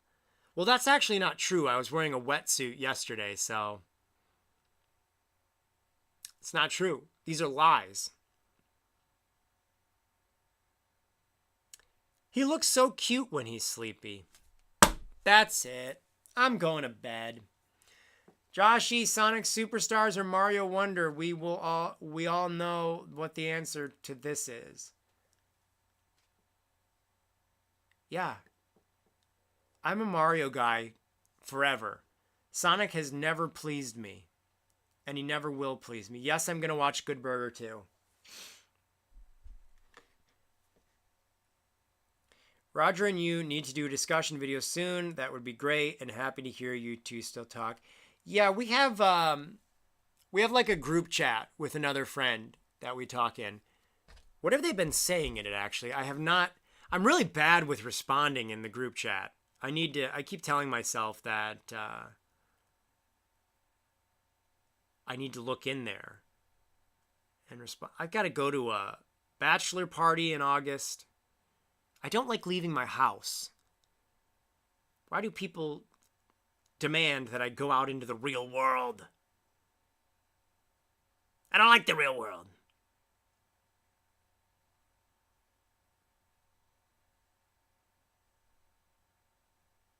We're just all sharing our thoughts on the direct. Although I didn't share mine.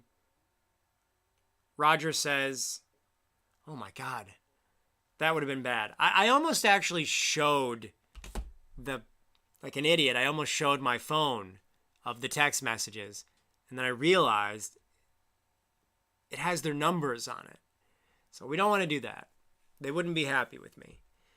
But Roger said that a couple days ago he texted and said that he misses Golden Corral. Whenever we go to Florida, we have a tradition where we all go to Golden Corral the night that we get into Florida. And it's just a way for us to get in touch with our southern roots. We're all just a bunch of hillbillies at heart. Okay, guys. Thank you so much for watching. I really have to end it this time. Very hyped Princess Peach fans are getting good content very soon. Yeah, I like it. The Princess Peach game, I'm not even really sure what it's about. But if it's being made by Goodfeel, I'd imagine it'll be good. They've just make great games, so thanks for watching, guys. I wanted to get in touch with you. I haven't done a live stream in a long time. I'm very tired now, though. I've been talking for like, what, 2 hours? Almost 3 hours. I've been talking nonstop for almost 3 hours. I mean, that's not something a human being should do. Thank you for joining me. Hopefully you guys enjoyed hanging out and chatting. I'm going to be working on those fact videos, so that's what you'll see from the BitBlock next. Probably pretty soon. I'm not going to wait too long to where the games aren't relevant. Well, they'll always be relevant, but you know what I mean. So yeah. Good night. God bless all of you. And I will talk to you soon here on this video game network.